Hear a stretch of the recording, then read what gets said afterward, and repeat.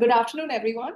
It's such an honor and privilege to be amongst you today. My name is Kritika, and I serve as the Assistant Director for Academics at IC3 Institute. And I'd like to extend a very warm welcome to all of our counselors present for the workshop on Navigating Careers with a Conscience, Rethinking Counseling in CBSE Schools. To begin our workshop today, I'd like to extend a welcome to Mrs. Neeti Shankar Sharma, Deputy Secretary for Media and PR at CBSE, to set the tone for our session. Thank you, Kritika, and good afternoon and welcome to the respected principals, counselors, wellness teachers, distinguished speakers and panelists. Welcome to the third session of Transforming Schools Through Career Counseling, a series of 5 virtual workshops, and today we are into that third of that 5-part series. And today's session will focus on navigating careers with conscience, rethinking counseling in CBSE schools. It's a pleasure to have each of you here as we continue our journey towards empowering counselors with purpose-driven career guidance. We look forward to insightful discussions and actionable takeaways, as always, that will shape the future of educational counseling in CBSE school. We are honored to be joined by distinguished individuals who are at the forefront of reshaping educational frontiers in India. We have with us Dr. Vishwajit Saha. He is the Director of Skill Education at CBSE. Welcome, sir. He's a visionary whose insights into the educational reforms and skill development are instrumental in skilling landscape in our country. We are also privileged to welcome Mr. Sarji Varghese, the founder of Sunburned Straws, who's exemplified entrepreneurship with a conscious, inspiring us all to consider the societal impact of our career choices. And our expert panelists are here who will bring a wealth of knowledge with them. We have with us Ms. Gargi M, Director of Symbiosis Society of Schools, Pune, who leads initiatives in holistic education. And the best part is she herself is an educator, I think being a teacher since last 12 years and also a counselor. So a warm welcome to you, ma'am. We will also hear from Mr. Bhakti Shah, an esteemed outreach and counseling professional dedicated to guiding students towards fulfilling careers. And Mr. Devesh Verma, he's the head of Ola Foundation, whose commitment to social responsibility through educational initiatives sets a commendable example. Moderating our session, as always, would be Kritika, the Assistant Director Academics at IC3 Institute, who will also bring her expertise and passion for transformative education here. Then again, I would just request, as I always do, please try to take the opportunity of interacting with our esteemed panelists here through the chat. We'll definitely have a Q&A at the end of the session, and we'll like to hear from you, have an interaction with you. Once again, I welcome all the speakers and participants to this forum, and let's embark on this journey together towards creating a brighter, more purposeful future for our students. Over to you, Kritika. The floor is all yours. Thank you so much, and thank you, everyone. Thank you so much for that wonderful and very kind welcome, Neeti ma'am, and for setting the tone for today. I'd now like to welcome our first keynote speaker, Dr. Vishwajit Saha. He's the Director for Skill Education at CBSE since December 2011 and leads the effort with curriculum design, textbook development, and organizing teacher training programs. With over a decade of experience as an assistant professor and head of computer science and engineering and the Government Engineering College in Agartala, he's edited over 75 CBSE books. Dr. Saha has played a pivotal role in drafting the National Skill Qualification Framework and the Credit Framework for Skills in Education. He has managed various development projects funded by the World Bank, MHRD, and the Ministry of Information Technology. Additionally, Dr. Saha has visited several educational institutions around the world to study the global best practices and incorporate that for transformative education in the Indian system. So, Dr. Saha, very, very warm welcome and over to you. Thank you, Kritika. All the eminent panelists, especially Dr. Mitra, then Saji ji, and of course, Devesh ji and others, my colleague Niti, and all the respected counselors who have joined us virtually in this session. First of all, it's a great initiative by our media and PR department to propel and there are several kind of training usually board organize, but specifically for the counselor, I think this is one of its kind and first initiative board has taken to address the larger young population. Because many a time, as we understand after visiting the school, the counselor role is limited to a specific agenda. But when it comes to a career counseling, many a time it is misconcepted and rather misconceptualized in terms of putting multiple agency-led equation. And to do that, the primary role of counselor is sometimes is not that way well perceived by the student community. And even for that matter, parents are also, and especially if we classify the CBSE school in terms of its geographical presence in the urban pockets or rural pockets, many a times some level of misleading informations are very much under trial. So my request to all the counselors that you need to come up with your own agenda. And in school premises, there is a difference between the subject teachers or in terms of the climate settings of the school, the counselor's role, how it can be integrated with the subject teacher's role, that is very much essential. Because first of all, you need to be a good listener. At the same time, whatever you are going to discuss with the student, you need to look how many of your students are actively listening to you. So, and a matter of trust is always in between the counselor and the student and parents. So once again, I would like to request you, one way, the counselor quality, I may not focus on all the point because all the eminent speaker who are very much attached with the subject, they may justify. But broadly, what after interacting with several counselors, several principal, teacher, and student and parents, I can conclude that some kind of energy, especially resilience, patience, and unless spell it properly, so the message would be is a halfway communicated to one persons to one family.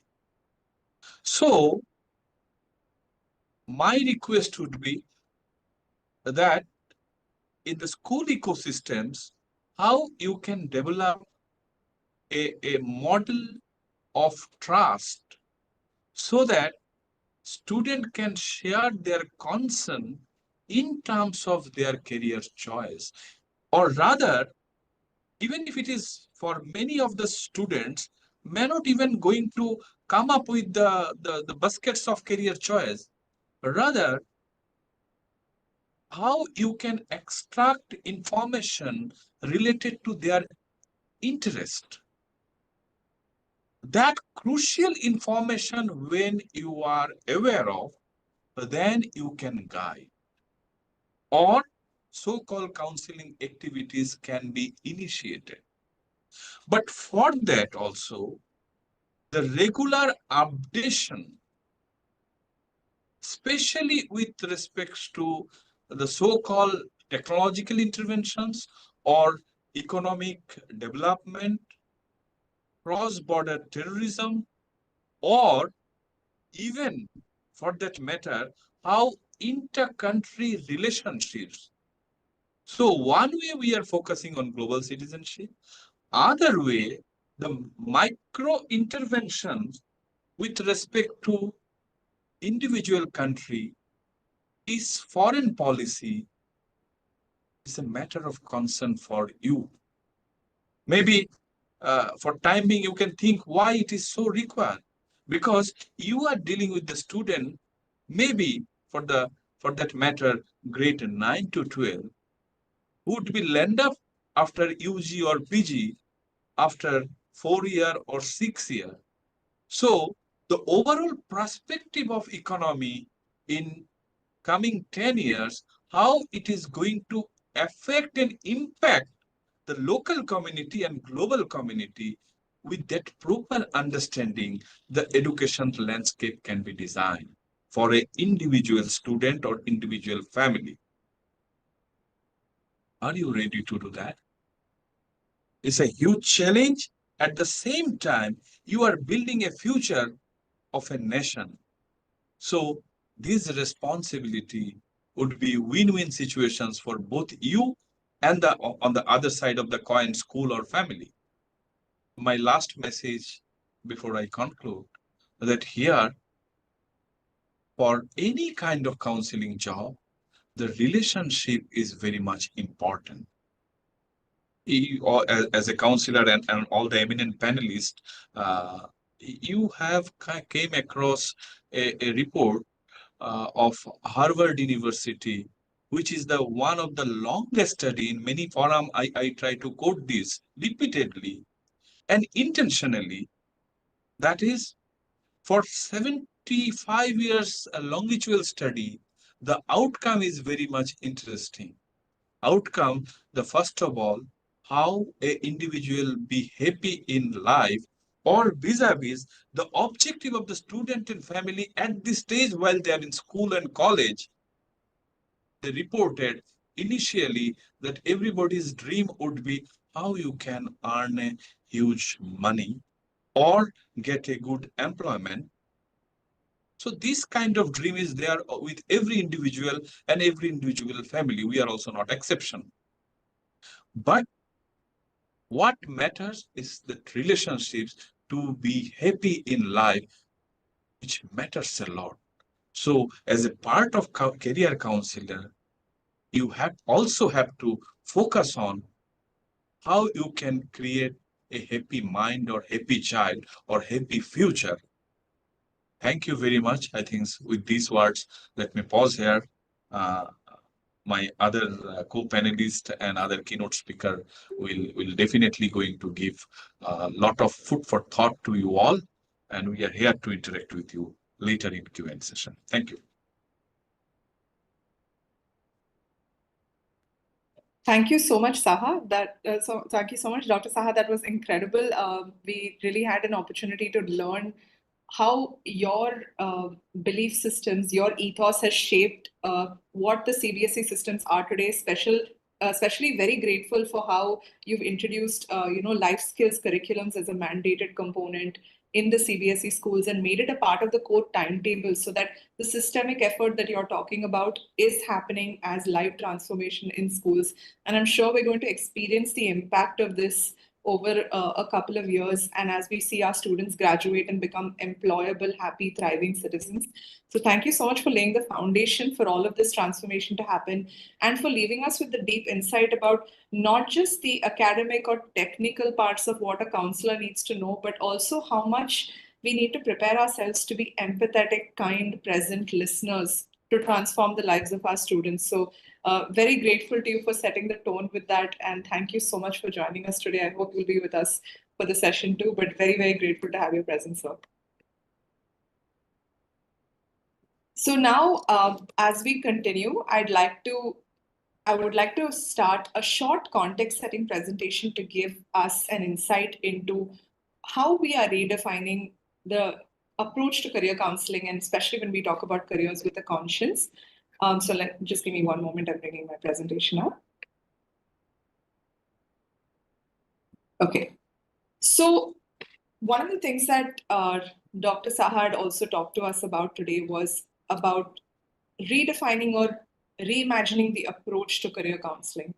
A lot of times when we think about it, it's associated to one of three things. It's either that we do a psychometric test and help students to figure out exactly what they should do, either when they're in grade 10 or in grade 12, or it's restricted to a one-on-one counseling or one-on-one conversation between a counselor and a student, or a counselor, student, and a parent. And the third is that it has to happen with the student having one definitive answer that they leave with, that is received with the help of the counselor or others in the community who tell them how to make the choices that they can make. Now, the challenge with this is that we are making the child dependent to have to seek external support to know answers and rely on that one-time assessment outcome or one-time result that does not really account for how rapidly the world is changing or how quickly the child is going to change and grow as well. So instead of the test and tell approach of telling the child what to do or giving them a definitive answer at grade 10 or 12, we want to propose that we look at counseling slightly differently. Let's look at counseling as coaching to build students' self-awareness. What does that mean? Not just giving them an assessment that will give them a report of their qualities, strengths, skills, or aptitude, but looking at it more as asking them reflective questions. Okay, what kind of qualities do you have, or what interests you? What problem do you really care about that you wish to solve? Now, asking these questions repetitively, constructively, and in a structured way builds that thinking capability in them to know more about themselves and become confident in why they are the way that they are. So you want to coach them to build that competency and not give them definitive answers. The second is helping them to build 21st century employability and work-ready skills. Dr. Saha touched base on this in his presentation as well, to just really help students understand that as they are engaging in all kinds of activities, whether it's in school, whether it's at home, in their community, every time they participate in an activity, that is where they're cultivating a skill. Now, students often don't know what skill is associated to what type of activity. And secondly, they're not aware of meaning that they're not aware of the vocabulary associated to what skill they're developing in certain activities, or how that corresponds to various careers. Meaning, if I'm building, say, critical thinking or research abilities through participation in a debate competition, where are these skills being used in real world jobs?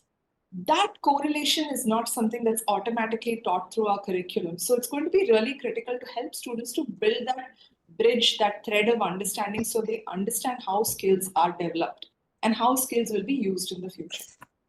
The third is helping them to build awareness of careers and higher education pathways. Now, this one is really important because there is a plethora of opportunities available to students.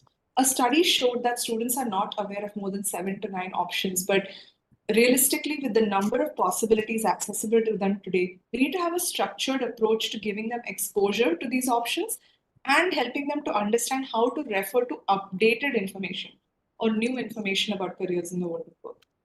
Next is teach them to connect the dots. So every time we look at a career or a job, students are looking at it as, okay, what kind of remuneration can I get? What kind of organization can I work with? Where will I be based? And a lot of the external factors associated to it. But it's really important that we take a moment to look at the personal qualities, skills, and competencies needed for the day-to-day tasks associated to a job. Now, if we start looking at roles from that lens, then students will be able to map their own interests, their own skill sets, their own competencies and values to say, okay, do I have everything that I need to be successful and enjoy the day-to-day workings as well as the longitudinal growth and impact of this career? That's a great way for students to learn the skill of mapping their fit. And this is going to give them a tremendous opportunity to have a skill for life, because what this will do is no matter what happens in their external circumstances, right? They're going to know how to choose for themselves again. Even if the world of work changes or there is other unfortunate external circumstances, they will know how to switch or pivot to the next best option. So that's why we need to reimagine counseling from telling students what to do to empowering them with the capability to understand themselves, understand the world of work, and make an informed choice of what could be the best fit for them. And then no matter how old they are, they're going to be thanking you because you're going to have given them a tool that they can use forever. But the interesting thing is there are so many studies which are showing that the lack of structured career guidance is having implications at a national, institutional, and individual level. The International Labour Organization had a study which showed that there are 15% higher unemployment rates in countries which don't have a structured career guidance intervention because students are lacking employability to move from their school education into the world of work. So while they have a degree, they're not necessarily the right fit for the jobs that they're applying to, and therefore they're not getting opportunities that are right for them. There's also lower economic productivity. So the OECD report showed that when there is a skill mismatch between an individual and the jobs that they're working in, there is a general lethargy and inertia, which is not allowing for productivity and growth in that organization or in the industry or the nation as a whole. So the OECD report showed that there is a 10% lesser economic productivity and growth in regions where there is not structured career guidance interventions. And imagine that if people were in the right skill fit, then people will automatically take more initiative. They will come forth with innovative ideas. They're going to push the boundaries and want to contribute and thrive both personally for the organization and at a larger level as well. So this is a second area for why it's important and what kind of impact it's having at a national or economic level. The third is that a UNESCO study showed that there was a 20% dropout rate in schools that don't have structured career guidance intervention because students did not understand the correlation between what learning they were having at school and how it could benefit them in the future. Especially in the sample that they studied, wherever there was low aspiration, a lack of engagement, when the correlation was not built, as Dr. Saha said, the connection between what we're teaching in the class and how it will impact future careers. When that connection is lacking, students don't see purpose in their academics, and then there's a greater rate of dropout, as the study has shown. There's also an impact on mental health. So the Journal for Career Development showed that there was 30% greater anxiety and depression in those who felt career uncertainty. Meaning that when there are these extraneous circumstances, right? Like imagine there's a pandemic, there is a layoff in the organization, or there is a recession going on, or even a natural calamity. And people have to restart their career journey from scratch. In situations like that, those who have received career guidance have felt more equipped to know how to pivot and therefore less anxious and less depressed because of the possibility of being laid off or not having opportunities accessible to them. But when that awareness is not there, or the ability to choose is not there, the study had shown that that was leading to greater anxiety and depression.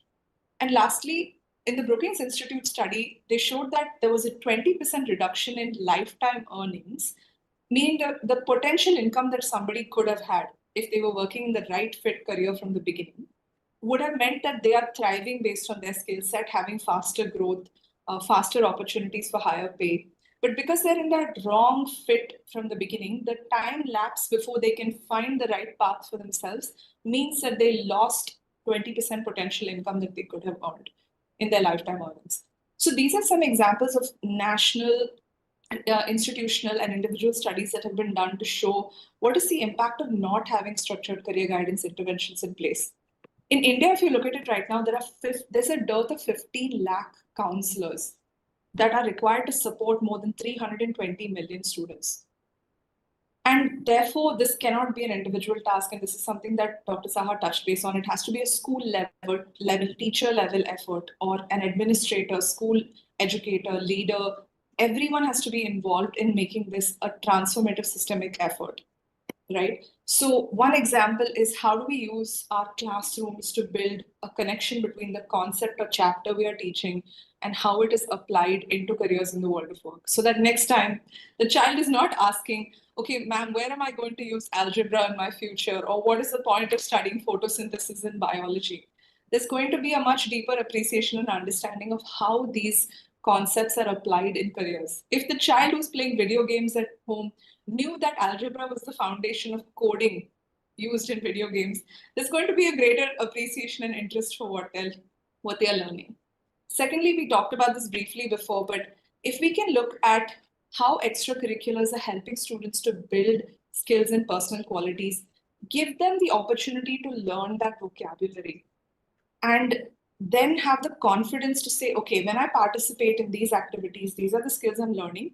Based on how well I'm doing in that activity, I know that these skills are my strengths and these are not my areas of strength.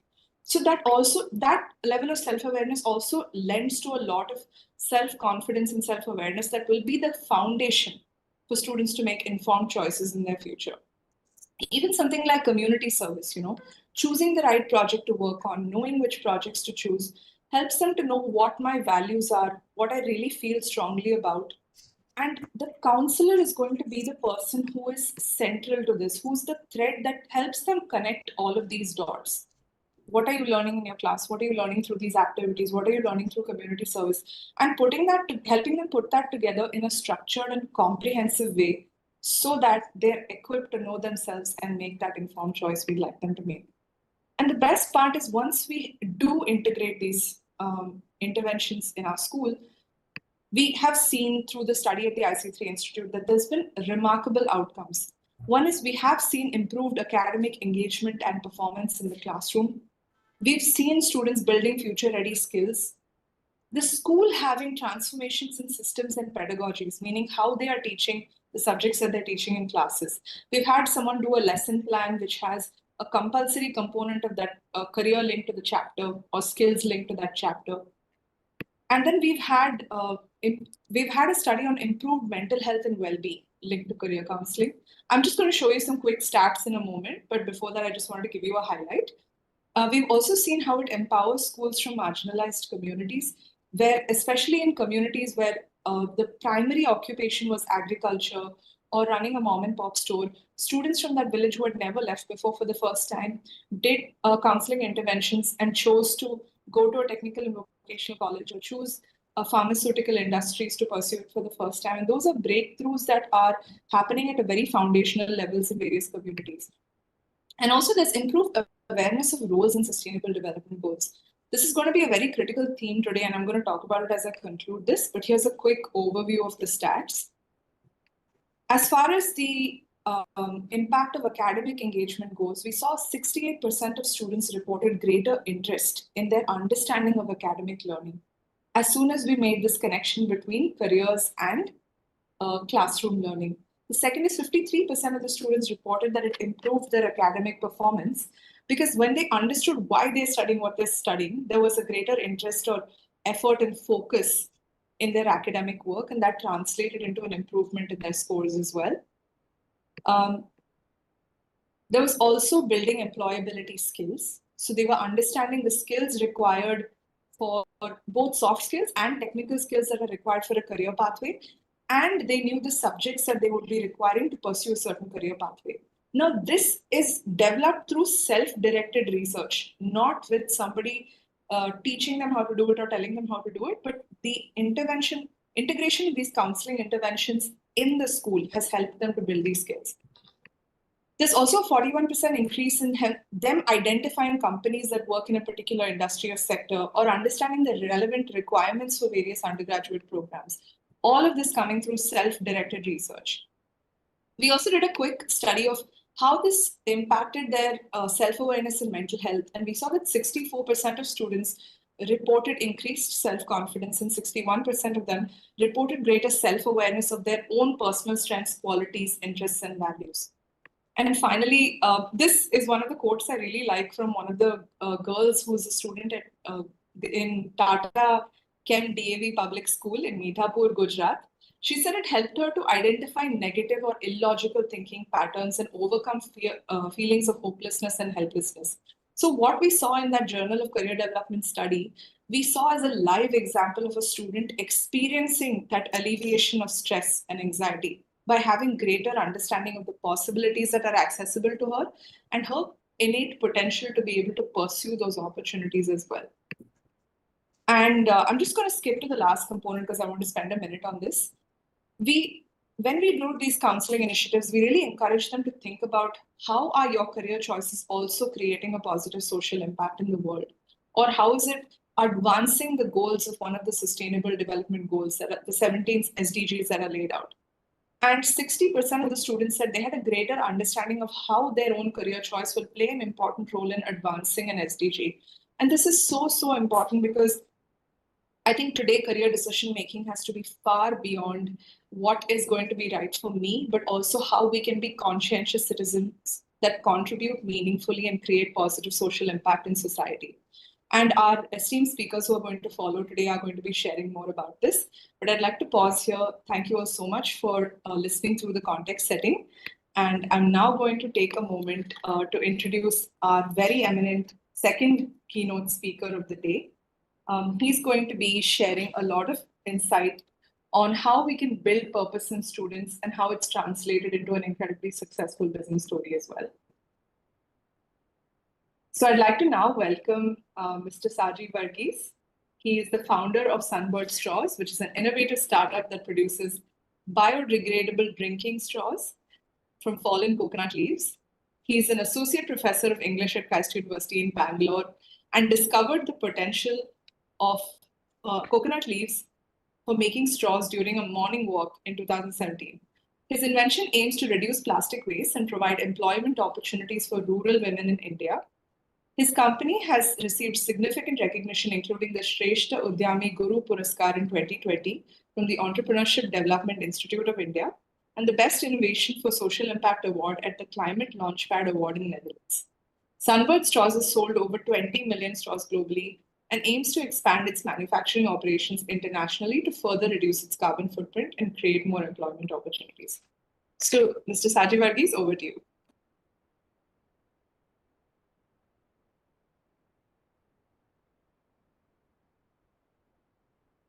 I'm not able to, yeah. So, good evening, a very good afternoon to everyone. I'll just share my slide as well. So,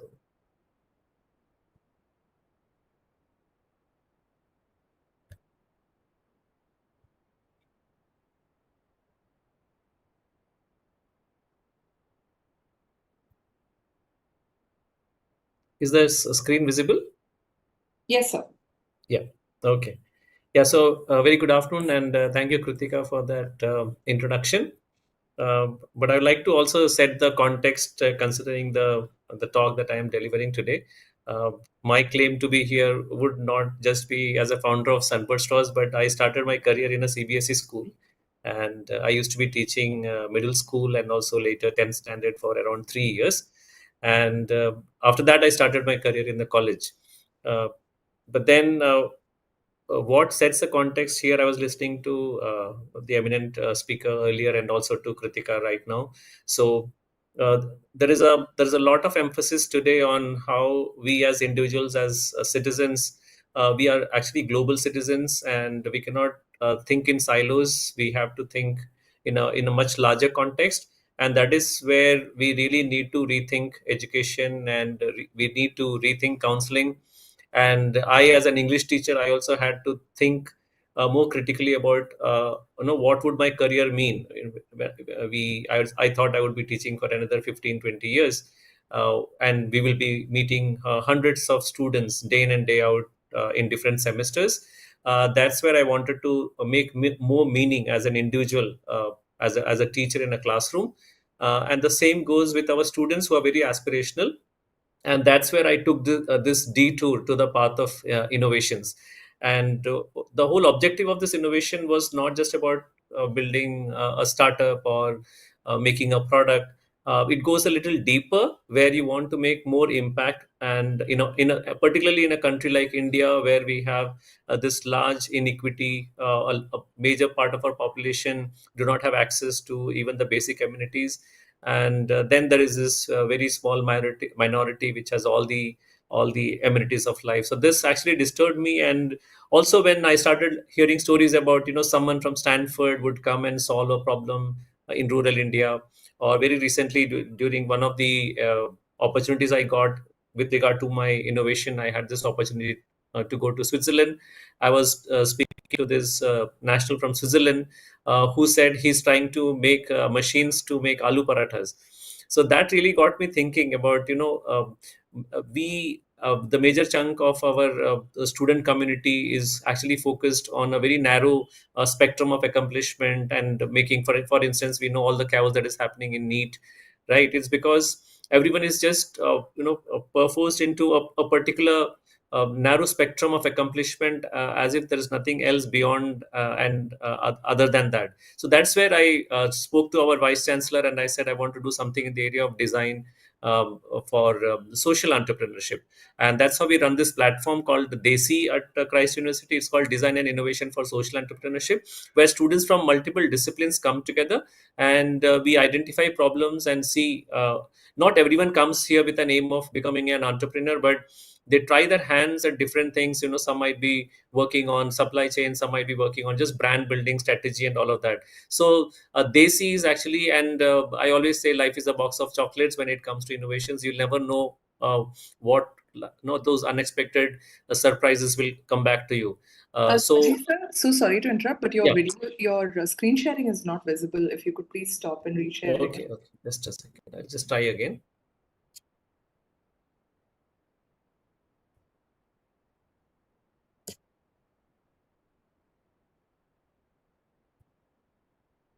I'll try sharing again. Sure, sir. Yeah, sorry about that. While Sajid sir is bringing his screen up, I would just like to take a moment and say this: you're in for a treat. I think this is a session that leaves you feeling thought-provoked and excited about the possibilities of what we can do with our students, and also how limitless it can be if we open up our imagination. Is it visible now? Not yet, sir. There's some issue. Actually, it says it's sharing.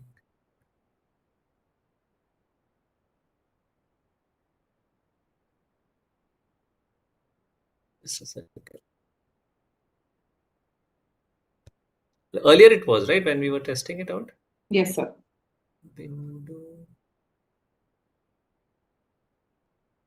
or entire screen.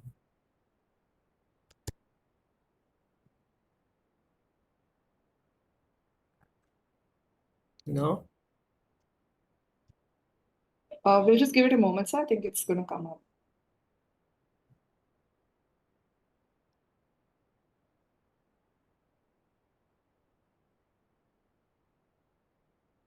No, not yet. No, I'm But not able to see it. If others could see it, if you could please let me know. can others? No, I don't. But it says it's sharing a screen. Let's check. Kritika, can you get this particular thing on WhatsApp and share it from your end if possible? Yes, yes, sir. That'll be yes, ma'am. Better. Yeah. Sajid sir, if you'd like to drop it to me on WhatsApp, I can bring it up. Or even via email, whichever is convenient. Just a second. I'll just try one more time. Sure. It should be because, yeah, now I think it should. Is it?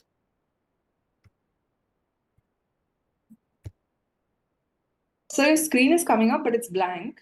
So I think it might be easier if you shared it with me. Okay. I think these technical glitches are a part of our Learning lives stage. now, and it also has a very interesting take to it that when we are sitting here in a session where we talk, it's about counseling. And it's about the calmness and the patience and how we deal with the situation. So I think this in itself is also an interesting aspect to it, that on a live streaming, we are into a technical glitch and how we'll be able to take that up and move forward. So I think Kritika can play her moderator role and try to put in some anecdotes to us in the meantime, or we can have somebody who like to come in and put in some words in the meantime. Yes, absolutely. Yeah, please. That would help me. Yes, absolutely. Sajid sir, please feel free to share it with me. I'm happy to bring it up. But in the meantime, as we were moving through some of the context setting, I just wanted to share a couple of the stories that were very, very impactful for us to see. There is a place in Jharkhand called Bokaro where we had a school that was doing like a counseling initiative. And in that school, again, the agriculture was the primary occupation of choice for a lot of the students. And it was so interesting that in a situation like that, after having done an extensive research project on what career pathways were accessible to the student and what skill set they had and innate qualities and values that they had, we found that that child was able to not just choose pharmacy as the right fit career, but apply that in a context of social impact by inviting this. There was a COVID camp going on at that time, and pharmaceutical students were being called in as interns to support some of the COVID camps that were running. So this student, through the project, was able to identify what they were good at and not only pursue their path of choice, but also go and create impact in the community. So that was a remarkable example of how this can create shifts in regions, in individual choices, and also go on to benefit society as a whole. We also had another instance where there was a fundamental shift in a community's belief systems being transformed. So in Chandauli in Uttar Pradesh, a significant portion of the student population at one of the Jawahar Navodaya Vidyalayas was signing up for primarily either engineering or medicine or going through the coaching centers to get into, the JE or the NEET. And while a set of students were the right fit for that role, a couple of them were not, and they were going through the classic cycle of pressure. So in that situation, this counseling initiative really helped the school to create workshops, seminars, and activities with the students and parents that ended up meaning that I think he said about 30% of students that would have typically enrolled in that coaching institute stopped that. And imagine what a massive shift in mindset that is for parents who are also coming from the belief system that this is the only viable career pathway with economic potential for my child. So these are two really powerful examples of how it can create shifts at a community level. And it's so important to have these, interventions integrated right deep in our school's belief system, with the principal, the teacher, the counselor, all working together to create these outcomes. So I think that is a really important piece. I want to just stop here and check if Saji sir is able to share, or otherwise I'm happy to share another interesting anecdote as well.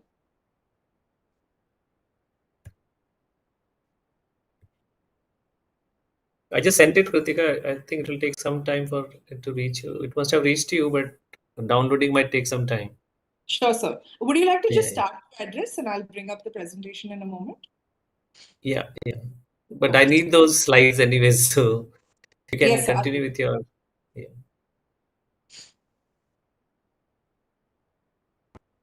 Okay, I'm just bringing up Saji sir's presentation. And in the meantime, just one last thing I just wanted to share is one of the things that makes this really powerful in the schools where I shared an example that I did share was that counseling interventions were not done in isolation, meaning it was not done as a one-off activity or a one-time workshop.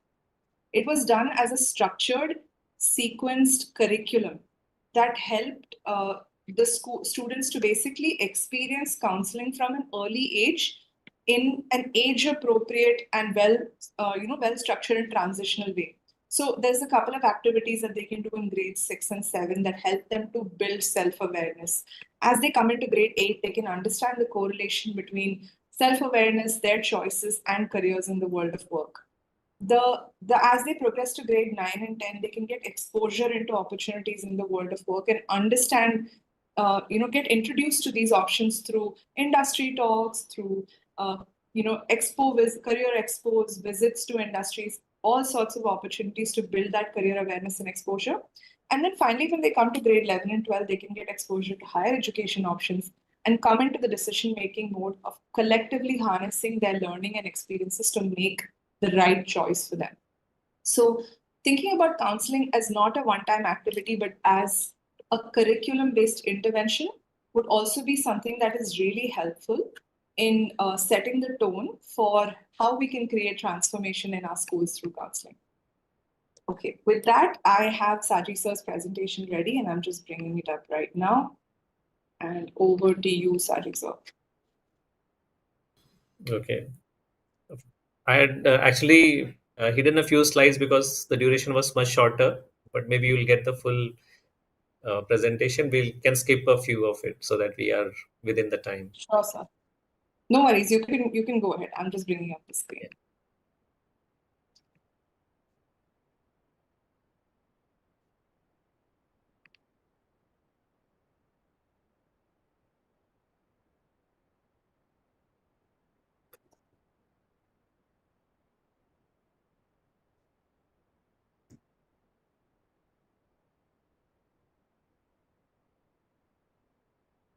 Yeah, so we also wanted to be a fun place where students feel holistically engaged, and we have this platform running at our university uh, after the college hours. So students were actually interested in trying to explore new things, actually turn up, and that exactly was a testimony when like 2 days back, all the first years came and we oriented them. So almost 140 students registered for this DAISY. You can change the slides to.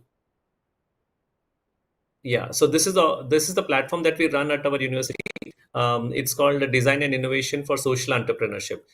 Next slide, please. So we can skip these stories. Yeah, next slide, please. Yeah, we can skip. So what is at the core of what we do at Christ University under is empathy. So as long as we are talking about these SDG goals where we want equity, we want better empowerment to women, we want clean water, and we want clean air. So at the core of it is empathy, which goes putting ourselves in the shoes of other people. So this was very important, and this is at the core of what we do. And our students really need to be sensitized towards this aspect of empathy. And I always tell, in a place like Christ University, where many students come from very well-to-do families, most of the time they are not even aware of another India that exists. And a major part of my career I was in a very remote village, and then when I came to Christ University, I just felt maybe we are all caught up in securing our own lives from every aspect, and that is where we forget to build in this core value, that is empathy in ourselves. So that is very important that we do at DESI. Next slide, please. Yeah, so yeah, we can. So very important things are, you have to have this observation. I always tell that this looks like a quality which we always possess, but I always say that after being in a very familiar place for a long time, we cease to observe.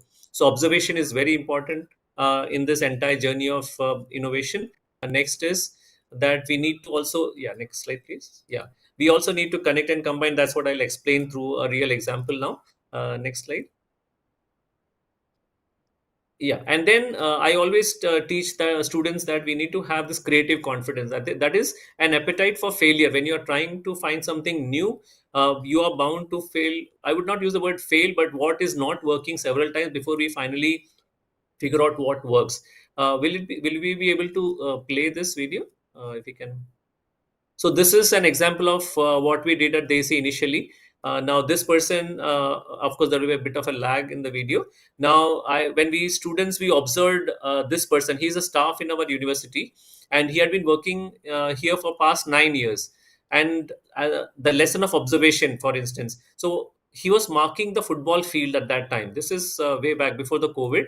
And I stopped and I asked the students to observe this. So, and the students observed that he had to bend every time to mark the football field, and it took him 1 hour 35 minutes to mark the entire football field. And I asked the students to count the number of times he has to bend, and we counted and counted. We had to wait there for 1 hour 35 minutes, and he had to bend 600 times. That's where I gave the challenge to the students, that I told them that I'll give you 3,000 rupees, I'll give you 3 days, can you bring a smile on this person's face? His name is Malik Arjun. And we went and spoke to him, we understood the problem. And the next day, which was a Sunday, the student leader, his name is Chirag. You can change the slide, Tika. Next slide. Yeah. So this boy made a small tentative proof of concept, and in 3 days, we were able to give this particular machine to that person. So this is a field marker which the students of our university made, and instead of having to bend 600 times, it just came down to 0 times. and what took 1 hour 35 minutes now gets finished in just 6.5 minutes. So this itself shows that if you are empathetic enough, if you are observant enough, then you can figure out the problems that are around us, and then we can come up with great solutions. We ourselves can find great solutions. We won't have to wait for somebody from Harvard and Stanford to come and solve our problems. Next slide, please. Next slide. Yeah. And then we at Desi, we just realized that if we could solve a problem for somebody in our own family, we can then have our self-confidence that we can actually look at bigger challenges, global problems. And that's where, this was again in 2017, there was somebody who brought to our notice that single-use plastic straws are such a huge problem and a huge menace to our environment. It is polluting marine life and so on and so forth. And then the next day when I came to the university, there were a lot of coconut trees in our college, and my eyes fell on a fallen coconut leaf. And I can never overemphasize the need to observe closely. And we just saw some fallen coconut leaves, which I think people everywhere see all the time. But when I saw these coconut leaves, I just thought I can try to make straws out of them. And that is how, after a few experiments later, in fact, after 1 week, I could make a singlet a straw. And then we worked on it, and finally, after around 3,000 hours of work, we developed the world's first drinking straws made from fallen coconut leaves. You can show the next slide, Kritika. Yeah, these are the straws that we made, and we were the first in the world to do it. After that, I'm happy to tell you that the very student who made that field marker for Mallikarjun to mark the football field, he went on to do space engineering from UK. But after he came back, he contacted me again. And when I told him that I had developed these straws, and I said, I'm looking to make small devices, small machines to make these straws. If we can make these straws, we can actually employ large number of women. And that's exactly what happened. You can change the slides. I can very quickly show the two slides. Yeah. So Chirag and the other two students joined me in this, and we formed a private limited company, and we made all these machines ourselves. And we now they have next slide, please. We have upgraded our technology. Next slide also. Yeah, now we have this conveyor system we made, and in fact, last month we got a patent granted for our product, process, and technology. We have also filed independent patents in the US and also in the European Patent Office in Sri Lanka. I felt, as a part of our entire counseling, we have to give the confidence to the students that not that they always have to seek employment in companies which are created by the risk takers in US and other countries. We ourselves also can create great companies for ourselves, and we can solve global problems. So I'm very happy to tell you that with these machines, we have now deployed in five villages in Karnataka, Kerala, and Tamil Nadu, and now we have provided employment to 107 women, and we will very soon be employing 500 women. And these straws are now sold in Bangalore primarily and in Goa, and also have been supplied to 10 countries, and there's a huge demand for this product. So this gives us a satisfaction that from a university, a small product developed, and then our students developed the technology which gets deployed in the villages. And the women, we never ever say that the women are at the receiving end of our generosity. In fact, they are on a level playing field, and we call them the champions of sustainability, because they are the ones who make the straws and prevent the burning of the leaves. And these straws are sold globally, so we call them the champions of sustainability, and not that they are just laborers working at the company. Yeah, next slide, please. Yeah, so this was the patent granted. I think all of this is going to add a huge value in our schools, if we can give the confidence to the students that they can come up with original ideas which will be unique in the world itself. So this is our unit, our in Tuticorin. In fact, in last week, now we have grown from 12 women employed. Now there are 30 women who are employed here. Next slide, please. And a lot of youth in the villages are now employed, and it prevents the migration of these youngsters to the cities, because they find employment in the villages itself. They get a decent income collecting the raw material for us. Next slide. Yeah, these are the women who are now employed. We have a hub and spoke model. So the women in the areas where the coconut trees are available, they collect the dead leaves. And moreover, these are naturally fallen coconut leaves, which is an agri waste. So they segregate the good ones from the bad, and they send it to us to make the straws. Next slide. Yeah, and also these women are now trained to manage the machines. They do the minimum maintenance required for it. And this is Sandeep on the screen. He is also a student. He actually is now doing his PhD in economics, but he also decided not to go for any jobs. So he now heads technology training and operations at our company. Our company is called Brown Reed Agri-Waste Innovation. It's a private limited company, and our product is called Sunbird Straws. So Chirag and Sandeep are two students from Christ University who are co-founders with me, and it gives a lot of satisfaction. Next slide, please. Yeah, and very always very proud to show pictures like these where our straws are used at a very elite wedding in Italy, and the distributor who took the straws from us now wants 2.6 million straws every quarter, and that gives a real big boost to this entire opportunity to create more employment in the villages in India through an innovation done at an educational institution. Next slide, please. Yeah. This was our trip to Nicobar Islands. Now we are now invited to Nicobar to set up these production centers for the tribals in Nicobar, and we visited there. In fact, after the COVID, we went there, and we are going to deploy these new machines this year, particular year. Yeah. Next slide, please. The next slide, you can change this. Yeah, these are the Nicobari tribals who are very excited about this product because they have never seen something like this. And these Nicobari families, they live in groups of 30 to 40 people. So they are very excited because they don't have to work anywhere. We will set up the entire production center, and our production system requires 30 women in a particular cluster. So it works for each of these families in Nicobar Islands, and the raw material is available in abundance. And there will be the tourist hotspot where our straws will be sent eventually. Yeah, next slides.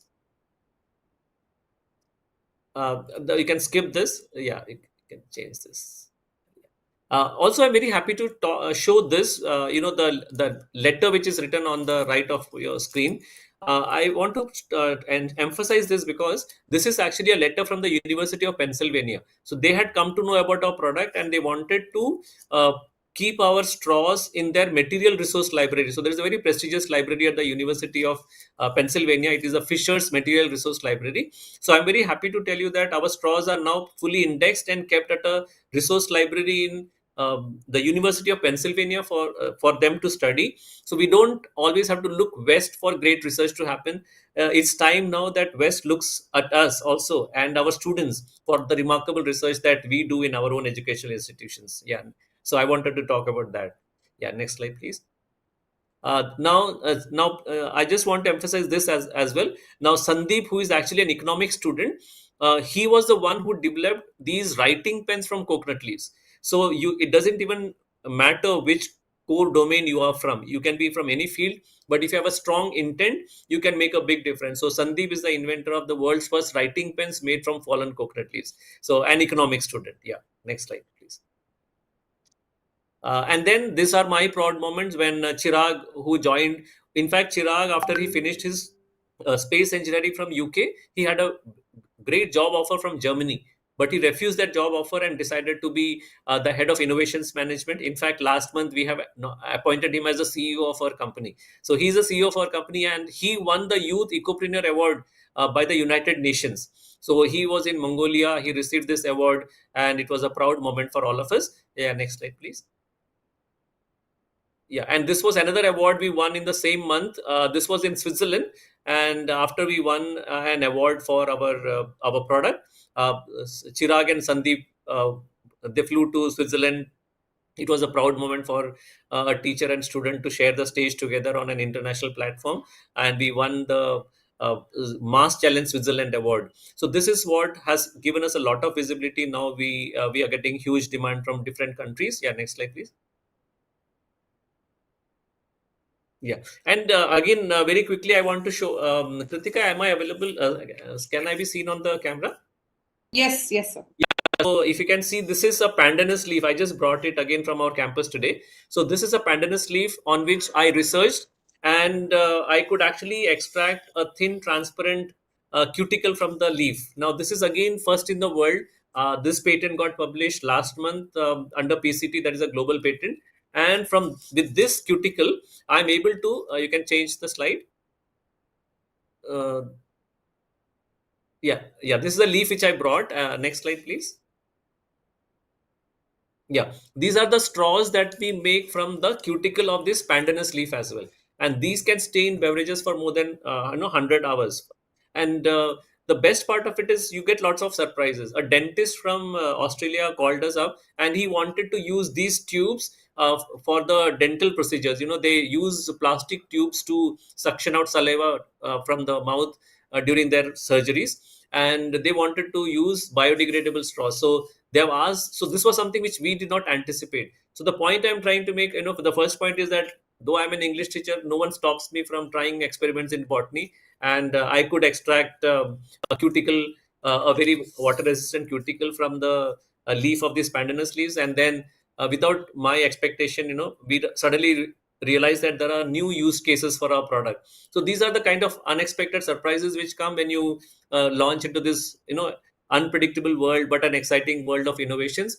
And this is what our students are also very excited. That's why I said, yesterday 122 students registered for this platform, where we have no attendance, no one is forced to come, and that too, it is happening after the college hours. So if 120 students are energized and charged up to come after college hours, that just shows that how much of a space our students need to engage themselves holistically, right? So this is very important for schools also to understand that we need to create these spaces where they are engaged holistically and they are given this freedom to explore this world of innovations. So by and large, this is what I would want to tell. Of course, there are several stories which we are doing amazing innovations. Not I, but the students are doing amazing innovations. We are now make straws from the pineapple leaves also. And yesterday, a group of biotechnology students are now trying to make cattle feed pellets from pineapple leaves. So, there are large possibilities if we can just provide enough platform for our students to do all of this. Yeah, that is what. And Kritika, maybe I just want to show the last slide where I'm having happy slides. Yeah, this I would like. No, I'll not. We don't have time, right? So, Kritika, I'll stop here. Before this, yeah, before earlier slides, that Indian oak leaf which you showed. Yeah, this is again a very proud moment for us. I don't know, Kritika, whether I showed this to you during our recent interaction. This is our order we got from United Nations for the pens that we made. So now United Nations 15 days back had ordered 60 pens for an international conference of ambassadors at Geneva, and they used our pens in there at United Nations. And after they used the pens, they asked us to be on their vendor list. So we are now on the official vendor list of United Nations. So all of this, I would like to share our success story, not as a success story, but just to give all of us that self-belief that if we really try, we can come up with amazing things which can actually change not only our society, but also we can have solutions which the world wants. So I'll stop at this, Kritika, because we are running short of time. So thank you very much. Thank you, sir, for a very, very inspiring and exciting note to let students know that there's so much power in multidisciplinary learning, in innovative thinking, in students using empathy to develop, to create social entrepreneurship opportunities. I think that's been one of my biggest takeaways in this, is how students can be creators and not just people that are seeking opportunities elsewhere. So thank you for setting a stage to show how it's possible to start that journey in a classroom and then to create a scalable impact across the world with a very small, simple idea that can transform. So thank you so much for setting the tone with that. Thank you. And with that, thank you, sir. And with that, I'd like to bring us to the second part of our learning session for today. So we have three incredible panelists who are going to be joining us in sequence, and we're going to be learning a lot about understanding opportunities in the world of work in the social sector and how we can incorporate all of this in a systemic approach in our schools. So I'd first like to welcome Ms. Bhakti Shah. She's got a bachelor's degree from psychology in Ferguson College and a master's in international journalism from Westminster, UK. With over 15 years of experience in K-12 education, she's worked across guidance, edtech, and universities in her career. She believes that universities are not destinations, but they're knowledge ecosystems that can build capacity and skills to help communities evolve and progress. And higher education institutions must act as a bridge between K-12 and industry and the real world of work to create next generation of skilled, empathetic global citizens. And she conducts workshops and sessions regularly for teachers, school leaders, and students and parents on the changing landscape of higher education and the future world of work. So, Bhakti, I'd like to start by asking you. In the first hour, we've talked a lot about the critical need for career guidance interventions and how we can prepare students for the future world of work. So now, given how rapidly the industry is evolving, can you share some context on what the world of work is going to look like when our students step into it? And specifically, can you share more about the upward trend in social impact careers? Because this is an area that I think we're still coming to learn more about. So I'll hand it over to you to give us more context on that. Thank you so much, Kritika. I hope you can all hear me and see me. Yes, absolutely. I hope. All right, perfect. Okay. So, big hello and good afternoon to everyone who's watching us.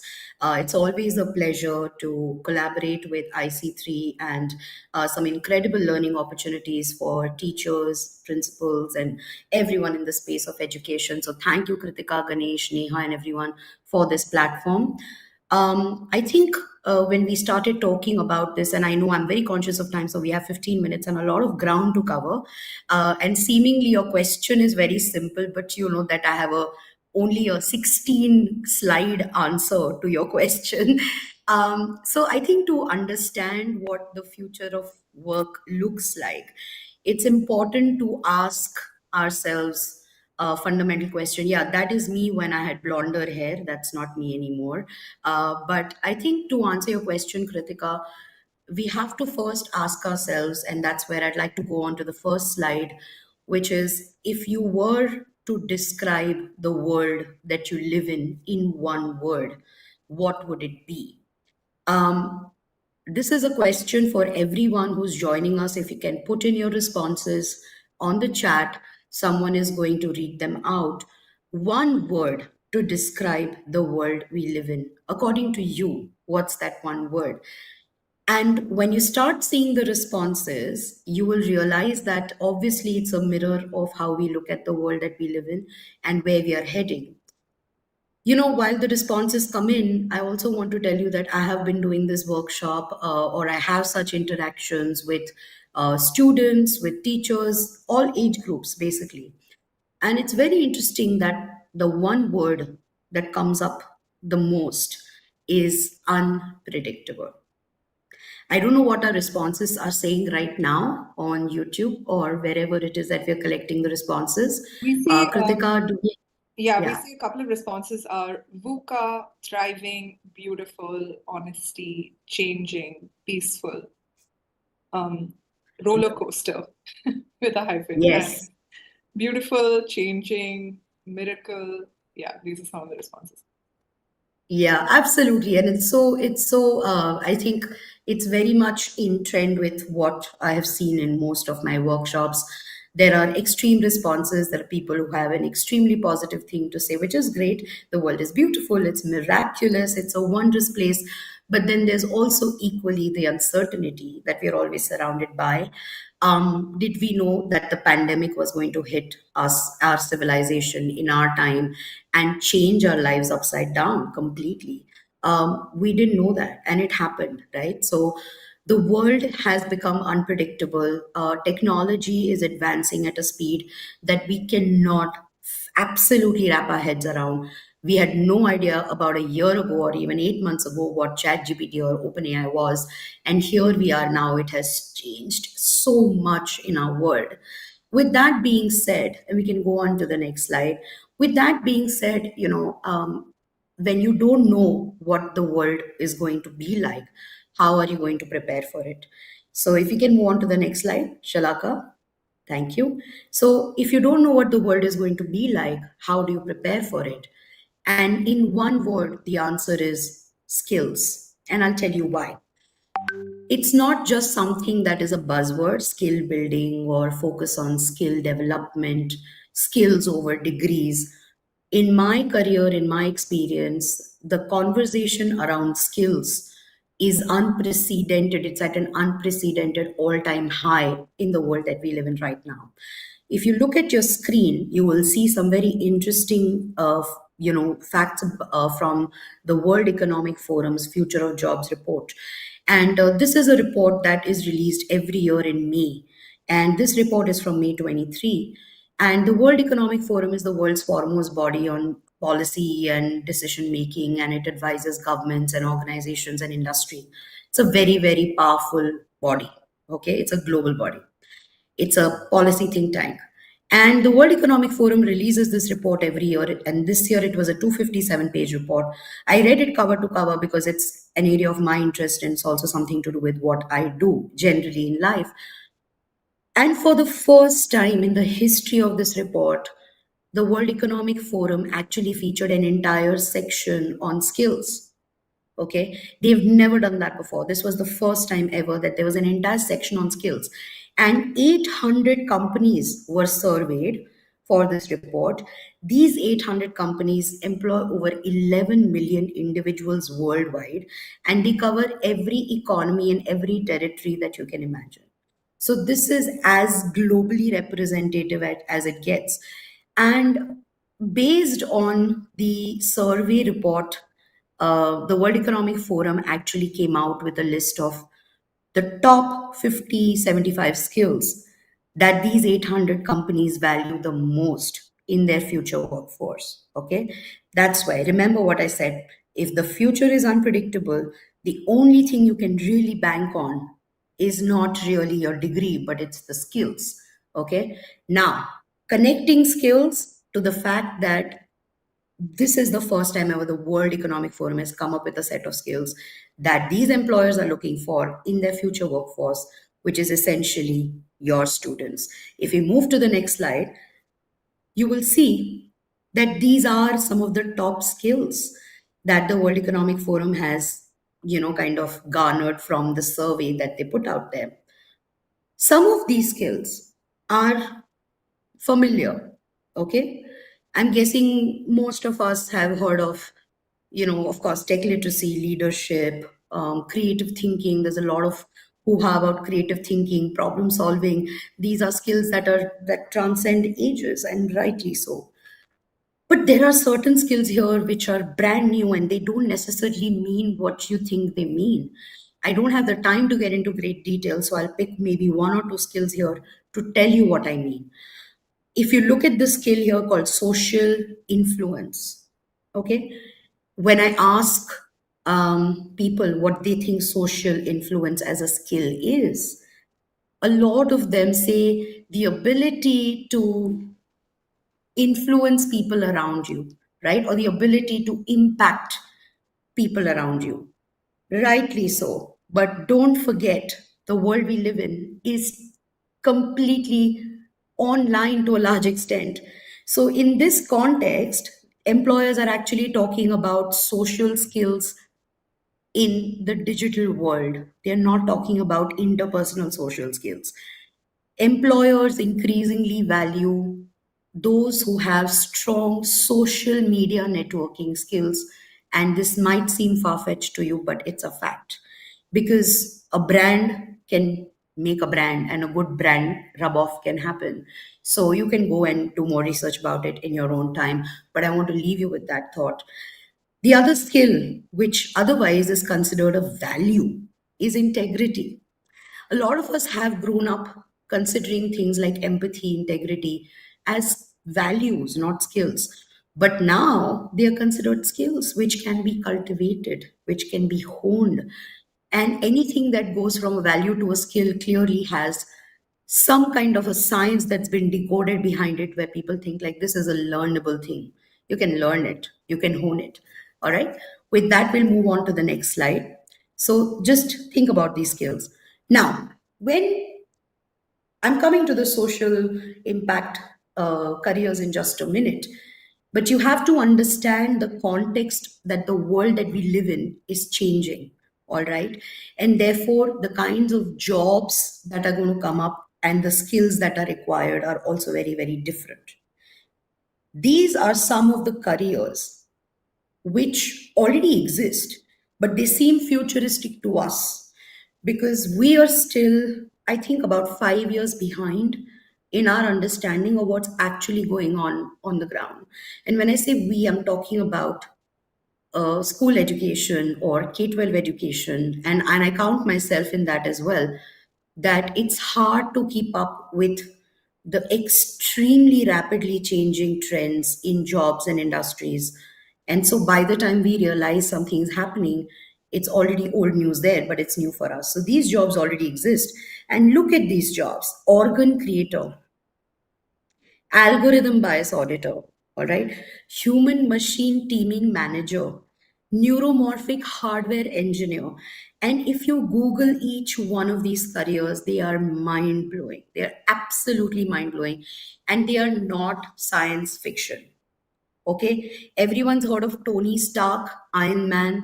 Well, um, Tony Stark was able to transform himself because of a technology that is freakishly similar to neuromorphic hardware engineering, which is essentially a chip trying to mimic the human brain.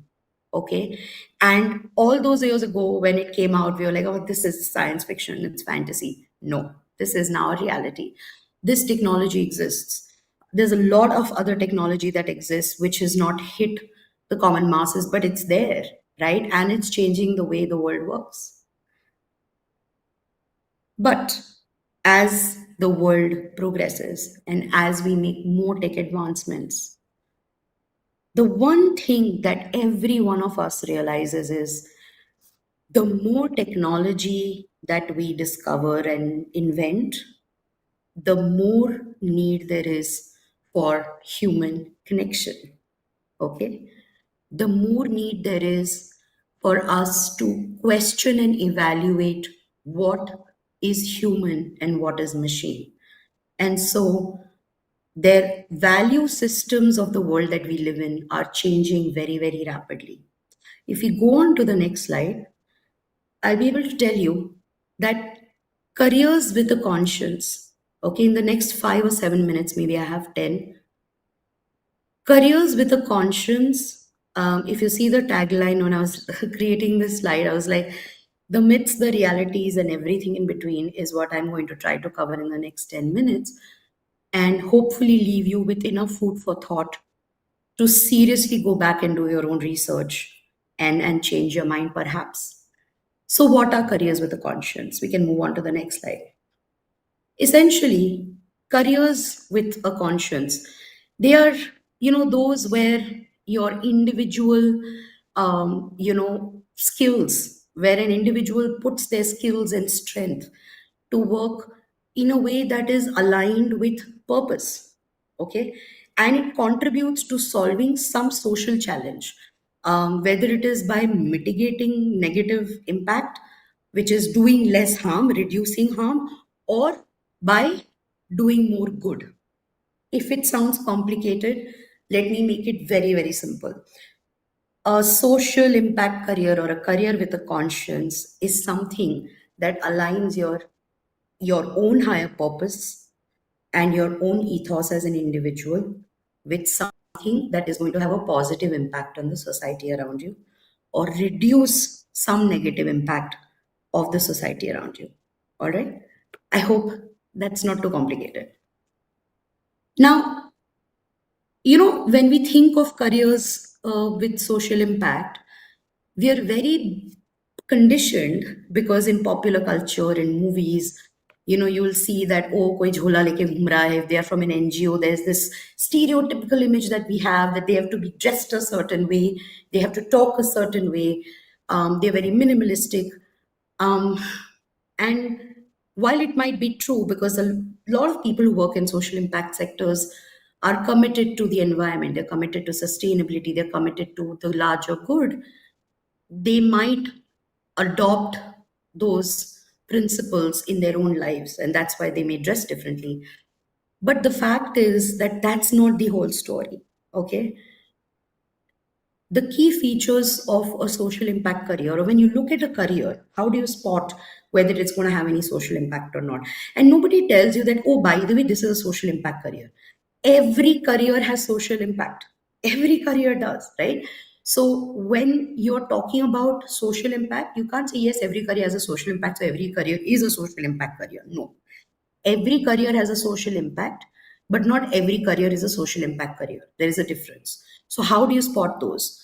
I think some of the features, and if we can move to the feature slide, the next one, These are some of the features of a social impact career. One, it has to have purpose. There's a deliberate effort to make a positive impact in society. That's a deliberate thing. It's front and center of the career. It's got a broader scope. It's, it could span multiple sectors, including not-for-profit, for-profit, government, public service organizations. It could be across any industry. There is an alignment with personal values. So person's values actually matter in that career. That's also a very nuanced feature of a social impact career. It addresses some social issue and the impact is measurable. Okay. So while the definition of impact may vary, these careers will typically aim to create some tangible positive outcome, which is very contrary to what a lot of us think. Social impact careers are, acha kar what is acha? What's the benchmarking of acha? How do you measure acha? So these social impact careers are very, very focused on making sure they're able to measure acha, good, there's a diversity of roles there. And we'll talk more about it as we go along. But last but not the least, it's also somewhere most of these careers will be connected to the UN Sustainable Development Goals. So all of us know, or if you don't, you should go and look this up. The UN SDGs, there are about 17 of them. And as a civilization, as humankind, the United Nations has given us a direction on the 17 Sustainable Development Goals, which we should be focusing on as people. And every social impact career will align to at least one, if not more. So with that, remember I was talking about the stereotype of how social impact careers workers would look like according to all of us when we were growing up. This is just one of the myths. Okay, we'll move on to the next slide where we're talking about what are the other myths that are currently associated. So number one, all right, every parent, every student, the first question they will ask or they will think of is, will this make money? Will I be able to make money in this career? Does it pay well? You will be surprised that social impact careers can actually be very, very lucrative. It is a myth. It's incorrect to say that social impact careers cannot be lucrative. They can be extremely lucrative, and now more than ever before, because you increasingly have more companies investing in social responsibility. So these are corporate backed social responsibility initiatives, CSR. You also have technology playing a huge role now in social impact careers. So a lot of social impact careers are now tech or I think sustainability driven. And those sectors like energy, etc., there is a lot of money in those sectors.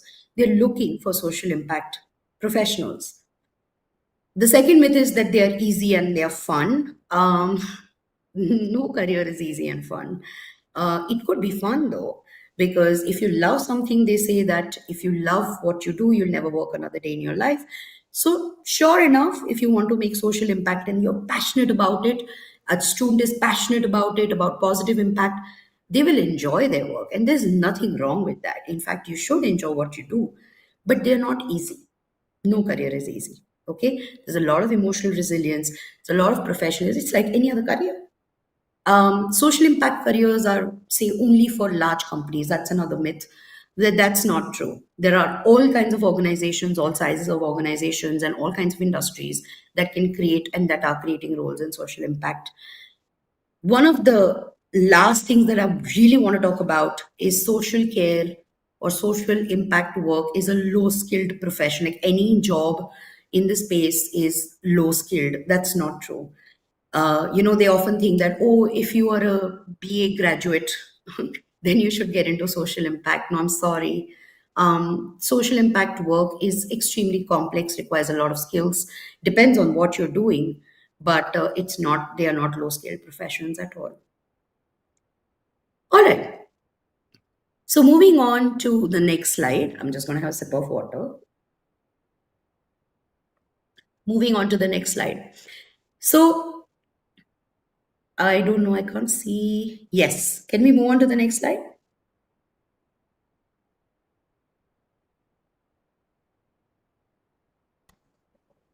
Is it not visible? It's about common I myths. can only, no, that the next slide, I just covered the common myths. Yes.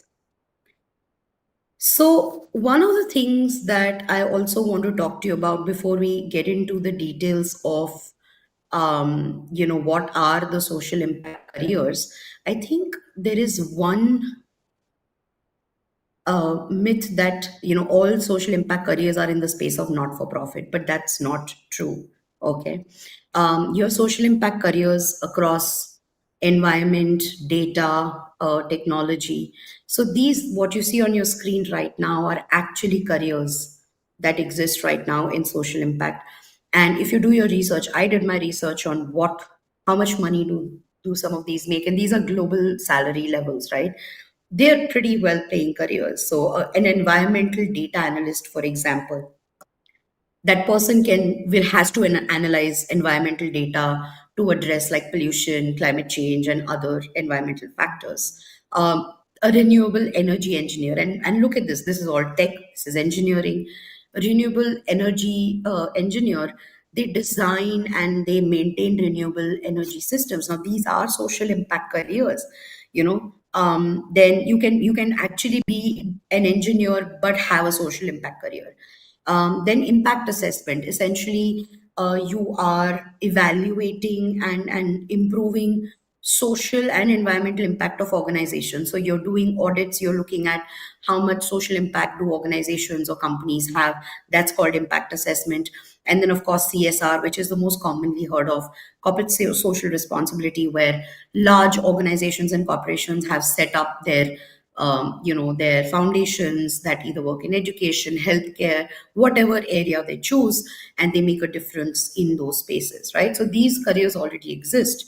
If we move on to the next slide, I want to show you some of the other emerging ones, and I've segregated this into 2 or 3 different categories. So category 1 is, of course, AI and tech-driven roles. Now look at this. How fascinating is this? We are not talking about anything which is traditional. None of this is traditional. AI and tech-driven role in social impact include AI healthcare. Okay, I've given the description under each one of what that career does. But AI healthcare specialist, data ethics is a huge area that organizations are spending millions of dollars on, because ensuring ethical usage of data and AI technology and addressing privacy concerns and looking at bias in algorithms is one of the biggest concerns and challenges of the Elon Musk and Sundar Pichais of the day. Okay, and they want to put the best minds in the world to make sure that they are addressing these concerns. A virtual reality experience designer, again, I'm not getting into the details of it, but AR and VR is on the uptake. And even in AR and VR, there is a huge element of ethics, all right, and making sure that these fields are not being taken advantage of, especially when you're using them in mental health education and fuels. They become social impact careers. We can move on to the next slide. Kritika, just a heads up, how much time do I have? It'll be great if you could conclude in a minute. It's okay. I will go through it very quickly. So I'm not going to go through the rest of the emerging careers. We can skip through these because there are a lot. You can see there's green and sustainability focus. We can go on to the next slide. Yeah, there's social and community impact roles. I'm just trying to tell you guys there is a lot of scope, okay? And there are across industries. We can move on to the next slide. Okay, these are some of the top industries where you are going to see a rise in social impact careers. And look at this healthcare, pharma, tech. I mean, the biggest industries in the world, right? They are going to create jobs in social impact. So you don't have to worry about scope and future in this. Go ahead. All right. So last, I'm going to end with this. In God we believe, everyone else must bring data. A very, very smart person has said that. So if we move on to the next slide, I will show you data. When I say there is a lot of scope, there is so much to do in social impact. Here's some data for you. Why are social impact careers on the rise? Number one, healthcare and social assistance. So employment in healthcare and social assistance has grown by 2.4% annually from 2010 to 2020. This is global numbers, and it's projected to continue growing.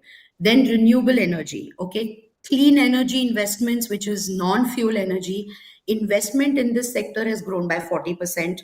And clean energy, by the way, employs clean energy means wind, solar, etc. It employs more people than fossil fuel. So clearly the world is moving towards renewable, sustainable energy. And last but not the least, education. There is going to be a 10% growth in education jobs, adding approximately 3 million more jobs by 2027. With that, I am going to come to the end of it. I think we're done. We can move on to the next slide. I hope I do not have anything else in there. Can we move to the next slide? Yes. And over to you, Kritika. I'm done. Thank you all. Sorry, I took a few extra minutes. I got very passionate about what we were saying, but I hope all of you understand that social impact jobs are not a fad. They are the requirement of the world that we live in and the future. And thank you so much for this opportunity, Kritika. Over to you. Thank you so much, Bhakti. I think that was phenomenal. And when we were talking about how people could create positive social impact through any career of choice, we saw examples of several industries and several job opportunities that, regardless of a student's core potential, whether their interests are aligned in a certain direction, their core values are pulling them a certain way, there is a path where their personal choice can create direct social impact. And thank you for sharing that overview of how it's possible through diverse set of career pathways. I now want to invite someone who's actually showing us how impactful it can be to work in the developmental sector and the nonprofit sector specifically. I think that in making career choices that align with one's personal values, there is such a key element of longevity associated to it. And when you're working on the ground to create these significant shifts, it really, you can see the impact in magnifold. And I don't want to talk too much about it, but I'll be inviting him to share in just a moment. And I want to introduce you now to Mr. Devesh Verma, who's the head of Ola Foundation. He has a career that's spanning over 20 years in the development sector and has acquired an extensive expertise in diverse leadership roles. He successfully led large-scale technology-enabled transformation projects, crafted business strategies, funding strategies, executed field implementations, and collaborated with several NGOs at a state, central government, and international level as well. And now, as the head of Ola Foundation, he brings a profound passion for technology, public health, livelihood, and climate change. So first off, Mr. Devesh, a very, very warm welcome to you. I'm excited for our fireside chat. Shalaka, can I ask you to please stop the screen sharing for a moment? Thank you for having me. Thank you so much. Your journey is both inspiring as well as intriguing, because you've moved from a degree in engineering, which is the nation's perceived safe choice, to computer science, working in a conglomerate, and now you're heading one of the larger foundations in the nonprofit sector. Can you share a little bit about your journey and what inspired you to take up this pathway? Sure. So thank you again for having me, for making me part of this esteemed panel. I will briefly touch upon my journey from where I started to where I am. To be very honest, I mean, this was something that I had not thought of, that, okay, this is what I will do as a career. But it slowly grew upon me. I was born in a very remote area. My dad used to work for Coal India Limited. So we always were posted in remote tribal areas, right? That's where my education happened. And then when I was done with my 12th, at that point of time, the generation I grew in, we only had two options. Either you could be a doctor or you could be an engineer, right? My dad also thought that I should at least try for civil services. So I started doing my BSc. But when I was done with my Bachelor of Science, I realized that I really want to be an engineer because my elder brother was an engineer. So after finishing my Bachelor of Science, I did my Bachelor of Engineering in Computer Science, and then went to US to do my Masters of Engineering in Masters of Science in Computer Science. Stayed there for slightly over a decade. And that is how my transition from a corporate to a not-for-profit world started. And that again, like I said, it was not planned per se. Later, I found out in my career that because I was working in health and in health tech, because I was a techie for the state of Massachusetts, we are considered as not-for-profits. That's when it started dawning upon me that, okay, now this is what I am working for. And then the work that I was doing then started making that connect, that we are trying to solve for those complex problems, right? We are trying to solve public health problems, which could be solved via tech at scale, and also creating that impact is how I looked at it. And then I stayed there, came back to India at around 2012, spent some time figuring out, traveling across India, then did a startup, co-founded a startup, again, did health tech solutions, mostly focusing on cancer tech, and did some bespoke application development, but we failed. And I have no shame or qualms in claiming that we failed as a startup after 5 years. But I guess the journey took me to another foundation, which is Piramal Swasth, which is part of Piramal Foundation, where I joined as a health tech chief technology officer. I think that was the time, my transitioning from US to India, I started seeing that I really wanted to solve complex problems, right? Working with the doctors and doctor friends during our startup days, to exploring India through Piramal Swasth, I unlearned a lot. I learned what India is. I learned what India's specific challenges are. As a techie, you tend to start solving everything. But then I learned that you cannot solve a technology. I mean, I'm not in the business of solving technology problem. I'm in the business of solving people problem.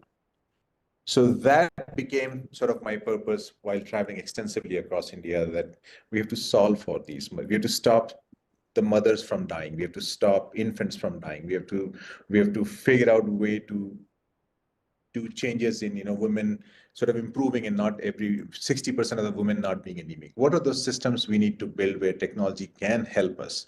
Or how do I quickly identify undernourished or malnourished children at the village level who do not have access to facilities? That has changed my resolve and changed my purpose of, trying to solve for it, trying to save lives. So I'm in the business of saving lives, is what I can say that as well. And then moved on from Piramal to join Apollo Telehealth as CTO, progressed to another organization called Social Alpha, and then eventually ended up here in Ola Foundation as the head of foundation, which gives me the opportunity to solve for intersections, because I believe problems cannot be solved in silos because we are such a complex country. So at Ola Foundation, we are trying to solve problems at the intersection of livelihood and health, which I will touch upon later. But that's the journey, not in a nutshell, but sort of, a bigger shell than a nut. Thank you so much for sharing that. I think, when we theoretically think about what it means to create social impact, and then we understand a very real journey like yours behind it, it shares so much insight into what sparks someone to recognize what they really value, and then find actionable pathways to put that into action, and then execute that in a way that leverages your strengths and your skills, but also then translates into very measurable, meaningful impact in the community. So thank you so much for sharing that through your story. And because you're working now, deep in the development sector from your transition of moving through various organizations, I think one of the myths I'm curious to ask you about is people have this preconceived notion that if you're associated to an NGO or any nonprofit foundation, that you are, a social worker who has a kurta and a jola, and this is the preconceived picture associated to anyone working in the nonprofit sector. So can you share if this is first of all true or not, and what is the real picture of what it means to work in the social sector, and what kind of opportunities really exist today across nonprofits that people can work on leveraging their skills? Sure. So to be very honest, does that stereotypical image exist? Yes, it does. But nothing wrong in that image, to be very honest, right? If you look at the area where most of the NGOs operate, which is grassroots, underserved, unserved communities, right? That dress code also becomes relatable, right? At times, if I go to a tribal area dressed in my jeans and a t-shirt, I am anyway out and an alien, right? And if I'm trying to solve their problem, there is a disconnect. But if I'm dressed in something which they have some notion about that, okay, kurta is something which is relatable, it makes the conversation easy. But having said that, I like to wear my t-shirts and jackets and my jeans as well. So there is nothing set in terms of dress code. I think what's more important is the attitude that you bring in, the passion that you bring in, and less of an attire, but it varies from person to person. So yes, part of it exists, but that does not actually mean that it's true. In terms of what do we get when we start working in the social sector, right?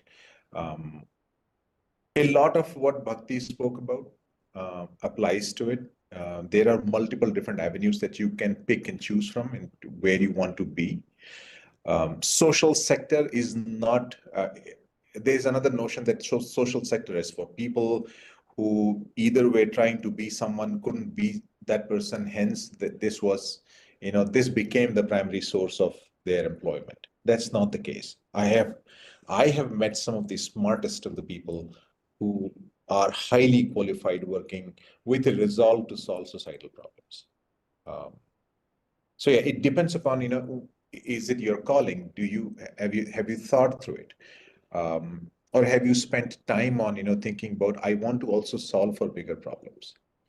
For example, it doesn't necessarily, you don't have to wait for an apple to fall from the tree to make a disruptive discovery. It could be Saji looking at a coconut leaf and thinking of, hey, there could be something which could solve a societal problem, which is from the environmental point of view as well.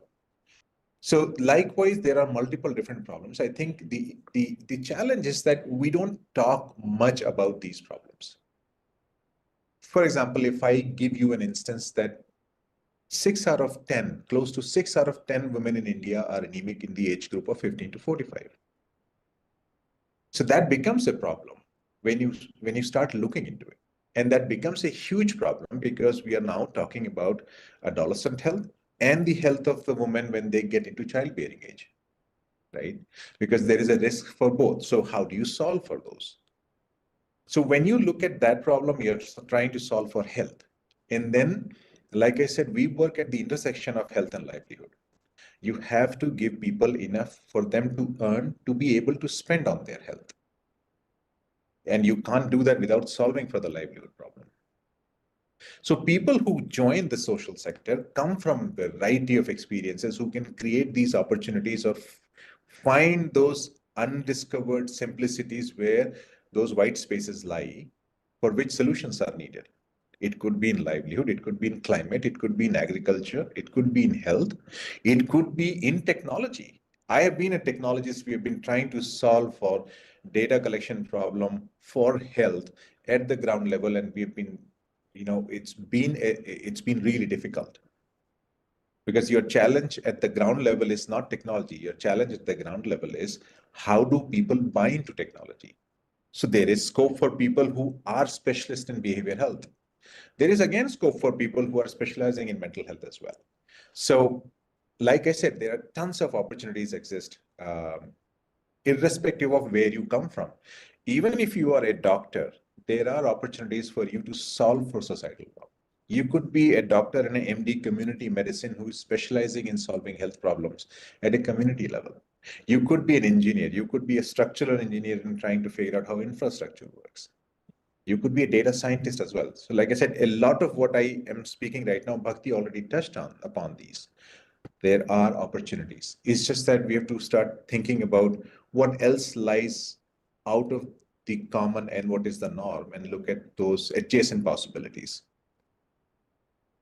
Thank you for sharing. And it just got me thinking that there seem to be three things that you're saying are very critical to work in this sector, right? One is just fundamental care and the thirst to solve a problem, because that is just an innate quality that makes somebody seek out opportunities that they can go and contribute towards.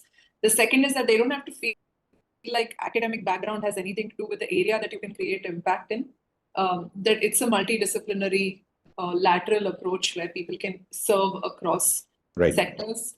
And the third, and this I just picked up more subliminally from what you were sharing, is also the appetite for discomfort a little bit, because you have to be ready to see a problem for what it is, be in that space, and then be ready to solve for it after understanding the impact that it can create, right? Oh, I will also add one more thing.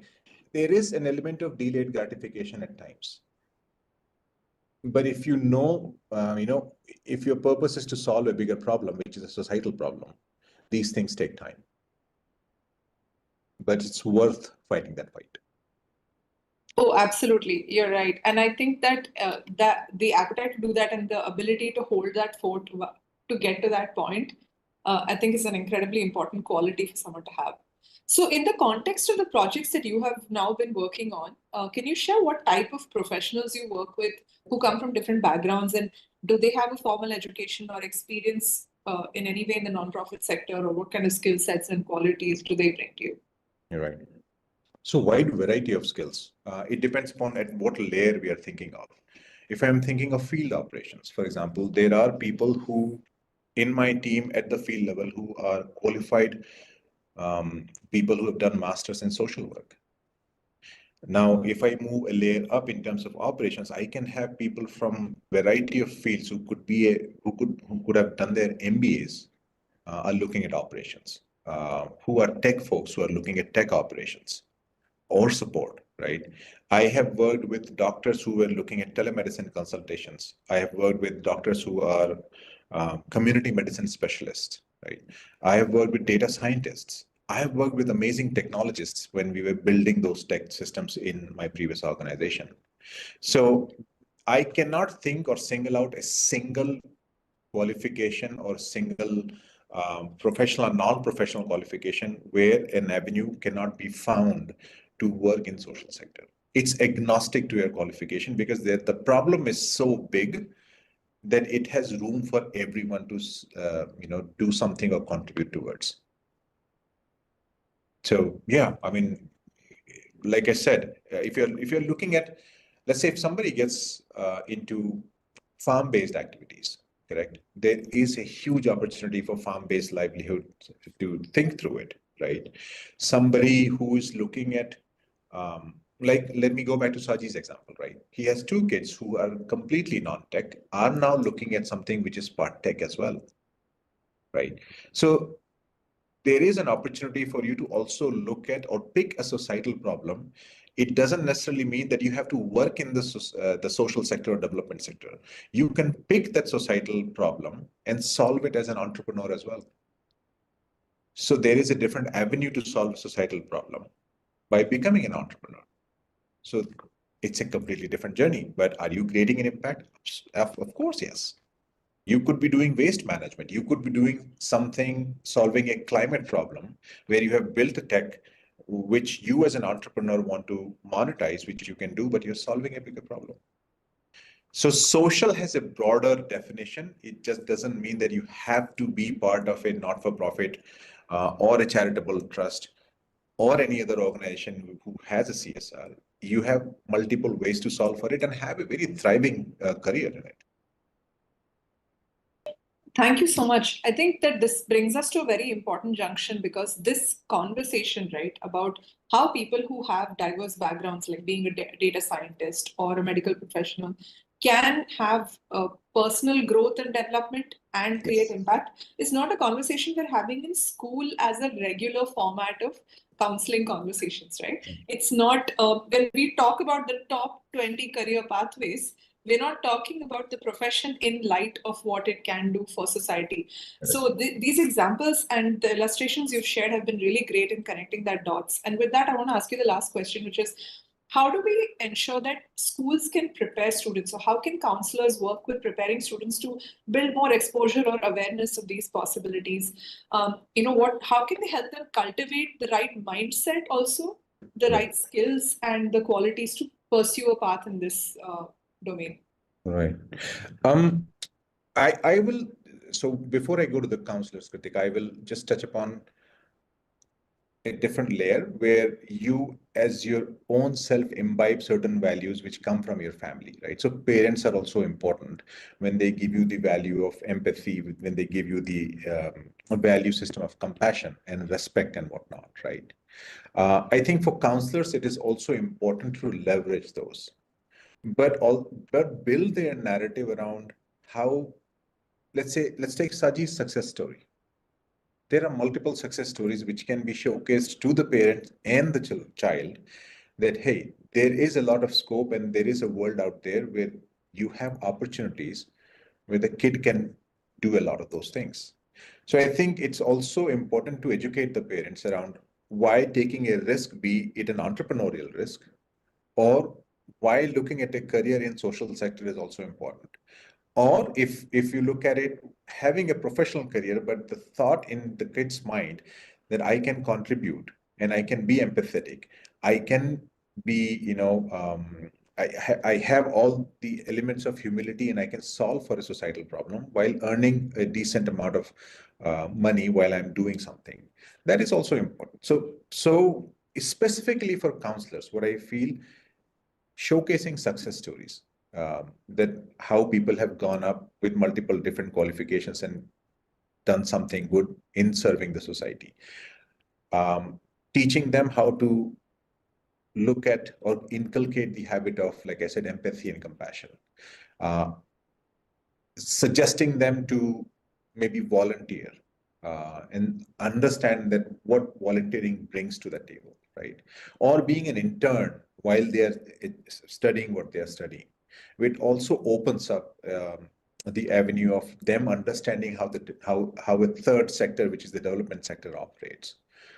It's about bringing in more information. I think I may be completely wrong, but I think the more awareness you create around what variety of opportunities are available, then your ability to pick and choose becomes easy.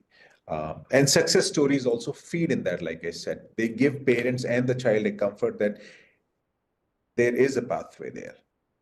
It's not something, it's not a cul-de-sac that I go and it's a dead-end tunnel. There, I can grow in my career. I can be anyone who I want, but I can still contribute and serve and still do what I wanted to do. So that's how would I sort of suggest the counselors to take it forward. No, thank you so much, because that's very practical and insightful and also hands-on, because without first-hand experience, it's very hard to visualize or theorize what it could mean to work in the dev sector. And I think a nice tip would also be based on Devesh sir's recommendation. If a student were doing a community service project or an internship, it's a good opportunity to go talk to the professional working in that NGO or in that service project and say, okay, what is your role?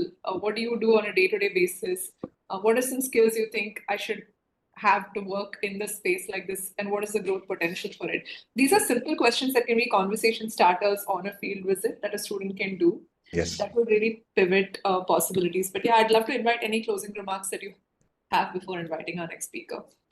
I mean, I won't take too much time. I don't know how much time I have left, but all I can say is that it's a combined effort, right? It takes a village to raise a kid, and I think with the counselors, they are in a position where they can shape up the destiny of a child, but also give him or her enough to understand how they can contribute towards solving bigger problems or solving problems of the society which they're part of. I think it's important for us to have a generation which is more aware.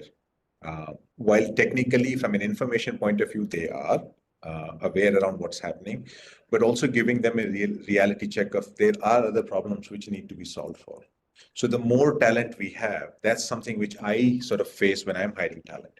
So I need more people looking at this sector so that I have more talent to hire, and then more people to come and work collaboratively to solve these societal problems. That's how I would end it. Thank you so much. I think that's so powerful. I do hope that we can see that even in our role right now as a counselor or educator, you have the potential to create this multitude of effect by maybe adopting a school in your local community that you can share these insights with, or encouraging your students to go teach other students in the schools that you will be volunteering in. So thank you for showing us the web of potential that can exist when we just open our eyes, look around and look for a problem to solve. And with that, I'd love to now invite our last speaker for the day, Dr. Gargi Mitra. Dr. Gargi is going to be sharing expertise from a school point of view because she's leading a group of schools. And I think we'll get some really nice insights from her on how to transition this knowledge into an application in schools. But before that, a quick introduction of Dr. Gargi. She is the director of the Symbiosis Society of Schools, and she has over 12 years of experience as a teacher educator. She's an approved counselor and project guide for the IGNOU B.Ed courses and certified in Neuro-Linguistic Programming by the National Federation of Neuro-Linguistic Programming in the US. With over 14 research papers published and attendance in over 50 academic events, she has notable involvement in university-level duties, including paper setting, examination, and committee memberships as well. And she has authored study materials for the Symbiosis Center for Distance Learning and serves on the Board of Studies for the St. Mira's College for Girls. So, Gargi ma'am, welcome. Thank you so much for being here with us. And I just want to request you to share with us what are some recommendations you can give us to now translate all of this learning, right, that we have received from our previous speakers and look at making systemic changes at a policy and functional level in schools to make counseling practices well integrated in the systems and aligned with the recommendations in our new national education policy as well. So I'd like to invite you to please share that. Over to you. Thank you so much, Kritika. It was a treat today to listen to all the speakers, right from Dr. Saha to Mr. Devesh. And thank you for inviting me. Thank you, IC3. Thank you, CBSE. I'm not sure how much time I have, Kritika, but I do understand we are pressed for time. And I'll try to put my points forth, but also try to be quite concise. And fortunately, being the last speaker, the stage has been set, the context has been given. I really do not need to go and talk about the background, why we are talking about what we are talking today. However, to begin with, I'll definitely tell what, since you have asked about the national education policy, yes, definitely the base of all that we are talking, the hype that has been created is post the national education policy. And of the vision statement, if you have a look at the national education policy, one part of it very, very clearly mentions it's a conscious awareness of one's roles and responsibilities in the changing world. This is something that the national education policy is very, very, strongly advocating. And with this as a background, I would go straight to your question. So Kritika, while the national education policy has been saying this or has quoted this, all said and done, what in short we are talking about today is a change of culture. It's a upheaval. It's a huge change in culture that we're talking about, and that comes when we have a change in the curriculum, the skill set, and the mindset. So all together, we are talking about a 21st century skill, and the skills I need not repeat because they have been very, very clearly mentioned by the previous speakers. But yes, it's all about the knowledge, the life skills, the career skills, the habits, the traits. All together, they is what we are looking at. Also, to set the context, I'll tell you something that the national education policy does talk about all the contemporary subject. And I think everything that was being spoken about by even Mr. Saji was actually design thinking. So national education policy has very, very clearly mentioned that depending on the relevant stages, we need to focus on, art integration, organic living, then design thinking, holistic health, and all these things as a background. But now, if I have to very categorically give some takeaways, I'd like to tell you something. Setting the context is fine, but when it comes to the implementation of it at the school level, it cannot be generalized. It has to be done at every stage. It's very stage specific. And again, what the National Education Policy talks about is the 5+3+3+4. So every stage will have a different way of implementation. But since here the audiences are the counselors, I will have to tell that the counselors alone cannot do it, as we all have realized. They are just the catalyst. It's a group effort. It's a collective responsibility. And when we talk about collective responsibility, though we are aiming every individual, we start with the individual, we go towards teams and groups, we reach the community level, then the national, and then the global level. So that's what we are aiming at, a global citizenship. So I would like to show an acronym that will talk about what is it that I want the audience to take away today. But definitely, as per NEP, we are looking at a definitive shift in the school education. And this shift can, in short, I've tried to sum it up into 4 main heads. And the acronym goes as CARE. If I would request you to just take the next slide. Yeah, thank you so much. So I'm going to be very specific about the techniques that I would want to speak about. Talking about CARE, the very first, the C here would stand for cultivating self-directed learners. So ultimately, I'll tell you what is it that I want to give. I want to have a takeaway as cultivating self-directed learners, advocating value-based courses, that is A stands for that, R would stand for reinforcing collective responsibility, and finally E would stand for empowering through experience. So let's have a quick look at what each of them would mean to us when it comes to schools. To begin with, may I go to the first slide? Request? Yeah, thank you so much.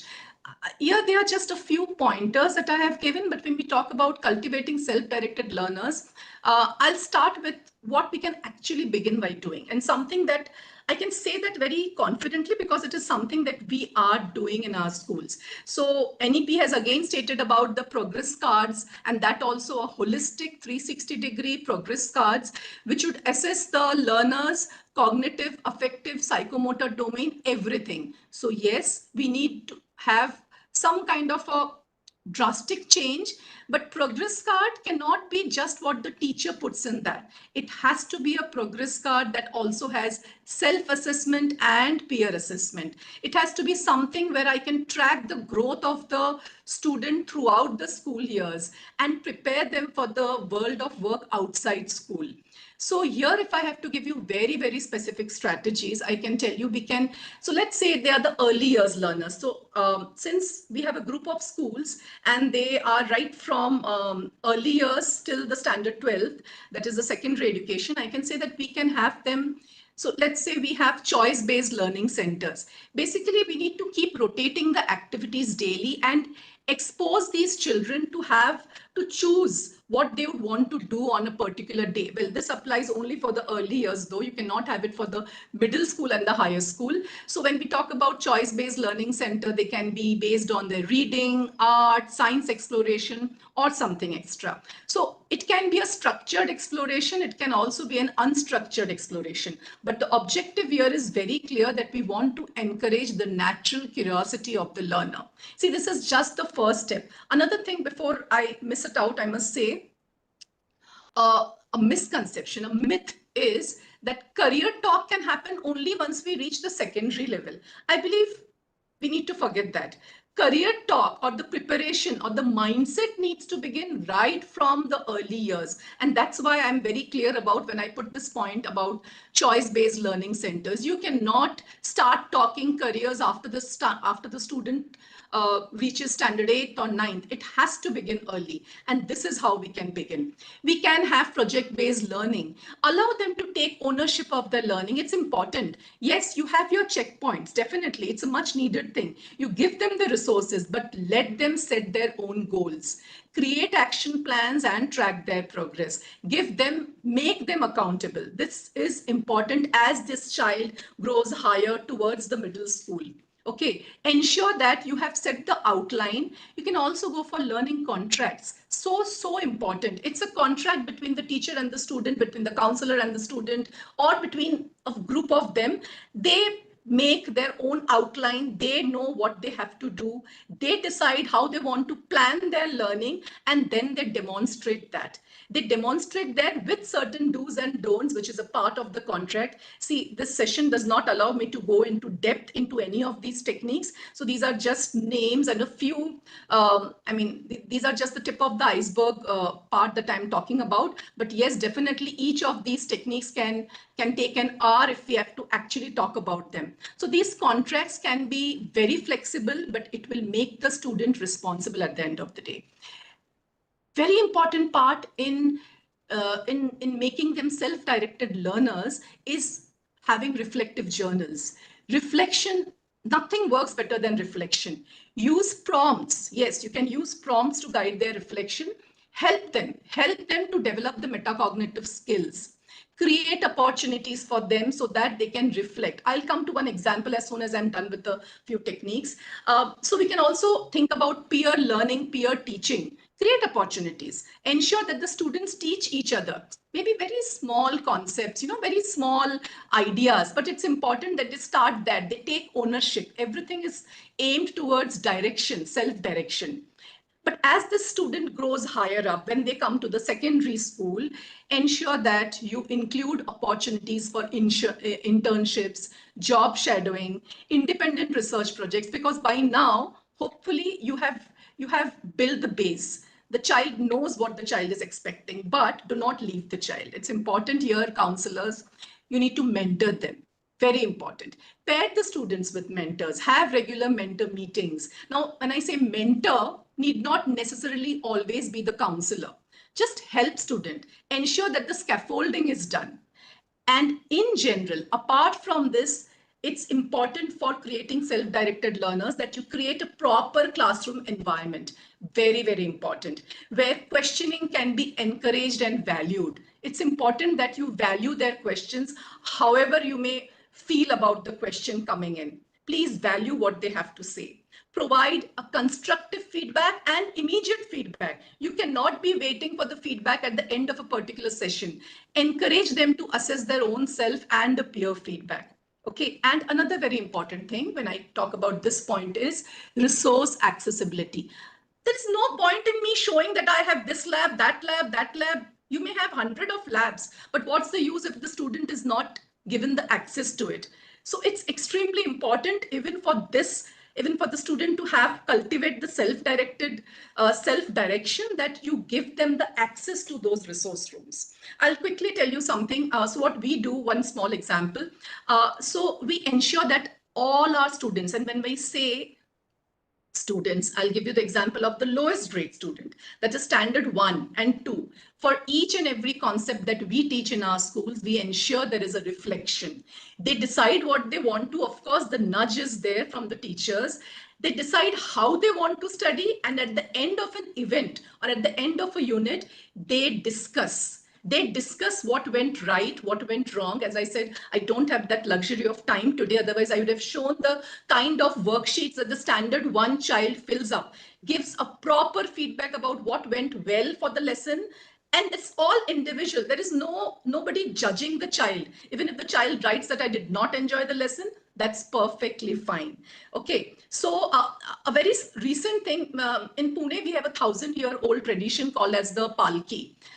So those who know of this tradition will know that what it is. So when we asked the children recently in this one of the sessions that what do you think? What do you think who are these Varkaris? We were shocked because the children came up with answers like Varkaris are homeless people, teacher. They are people who do not get food to eat. I'm not getting into the process of what we did, but we ensured that this is how they come up with their first level of questions, and slowly we take it to the next level. Yeah, so there are multiple ways of how we can do it. Now going to the next slide, please. Yeah, thank you. Advocating value-based careers. Now this is something I would really not want to talk much about because I believe all the previous speakers have spoken about it, and Bhakti for sure has gone in depth. So that helps me, saves the time. But quickly, a few strategies. Yes, if I'm talking about very early years, we can use stories. We can use fables. Once upon a time in my school, we used to have moral science. I remember that was not graded, but yes, we had. So we can use stories. We can convey moral lesson. We can highlight the value in the story and encourage them to reflect. Again, reflection is a key. You have no way out. Then role plays. It's important that you set up scenarios, you give them scenarios, you help them practice empathy. Let them share, let them come up with a problem, let them solve the problem. You are there as a guide, always. I mean, that's no taking away. But yes, it's important that you ensure that the idea behind it is advocating a value-based career. So for that, it's important they know what is a value. What value are they as a person standing for? Are we as an individual standing for? As we as a society standing for? Yes, I think previous speakers have spoken about service projects. So let's give opportunity to our students to practice such kind of values. They may be generosity, empathy, civic responsibility, something I really find it lacks civic sense. It's simple things. Just take them to the local parks. Like we have a small, nice garden just adjacent to our school. So there are times we just take our students over there. They can clean up those parks. They can visit some senior citizen centers. It's all about, it can be any kind of projects and different levels. As I said, the early years may have a different kind of a project. The secondary school students may have a different kind of a project. But what's important here is the discussion. Simply taking them there and showing them around is not enough. It's important they come back, they discuss what are the values or what are the feelings, what are the emotions they went through. Let them know the meaning of the word. I mean, words like integrity. What do you mean by respect? What do you mean by being unbiased? It's important that they know. Something very important that we can do at the high school level is, I enjoy talking about this, ethical dilemma debates. You know, these are the debates where we put forth in front of them some ethical questions. So anything can be the answer, but let them justify. It is important that they know this is the society we live in. It's neither black and white. They are gray. Okay, you will come across all kinds of people, all kinds of situation. Encourage them to respect and tolerate different perspectives. It's important as a counselor, as a teacher, I do that. Only then can they go towards that value-based careers that we are talking about. Pair them, have mentorship programs, let them share their experiences, let them, I mean, it's important that we do not judge them. Otherwise, they will say what they know will be acceptable. That's extremely crucial here when we say, it's not just the academic knowledge, but have them service learning projects where the real world issues are being discussed. And again, come back to reflection. I believe reflection is a key. Reflect on the impact that their project would make or has made, whatever it is. We can also have an ethics course. Okay, I mean, I'm talking about the high school students here. We can think about offering some kind of a short-term course which talks about ethics. So again, it's not the teaching kind of a teaching. It's important that the moral theories, the moral applications, the dilemmas that as a human we do have. We are always faced with choices. And under such a situation, what we can do, how we can overcome that and develop a career that gives us fulfillment, that gives us satisfaction. Okay, so it's important here that we model them. I cannot just be preaching. I say something, I go back and they see me doing something else. So it's important as teachers, counselors, administrators, we all consistently model those things that we are talking about. Only then can we expect to instill that in the students. So we can also think about, those value recognition programs where we celebrate such kind of values. That's the next point over here. So we celebrate values. It's okay. You may or may give certificates, but recognition is important. It's important that you highlight the very specific reasons, the behaviors that you think or their peers think that has earned them this recognition. Why? So, and for that, you cannot have a day for celebrating those values, definitely. So we need to have a value integrated curriculum here. Again, these all points may require a lot of discussion in depth. So I'll request you to go to the next slide. I'm trying to make it as fast as possible. Yeah, thank you. So the care, the R here would stand for reinforcing collective responsibility. I believe a little bit has been spoken about this too. But here by collective responsibility, I mean, you cannot expect only the counselors to help the students navigate through the careers that would be socially lucrative, I mean, socially beneficial as well as lucrative to them. But it's important that the entire community comes together, as rightly said by Devesh, and as we all say, it requires an entire village to raise a child. Very true, very true. So it's important that the counselors and as teachers, we influence the parental mindset. It's important that they support such kind of socially impactful career choices. And that's why this third point about reinforcing collective responsibility. Whatever we do in the 6 hours that the child is with us, it's just those 6 hours. Ultimately, let's not forget they go back to their homes. They have their own ways of, they have their own dynamics at home.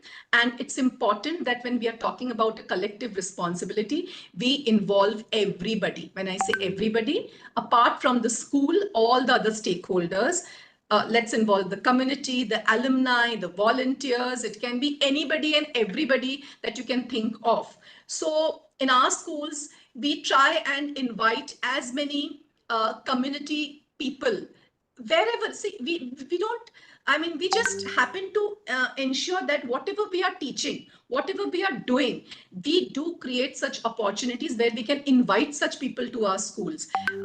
We don't have to decide on a day, but whenever we are making an academic calendar, we ensure that we do that. But that apart, for them to even understand what the meaning of collective responsibility is, we can start small. We can help, we can have team activities, we can have team bonding.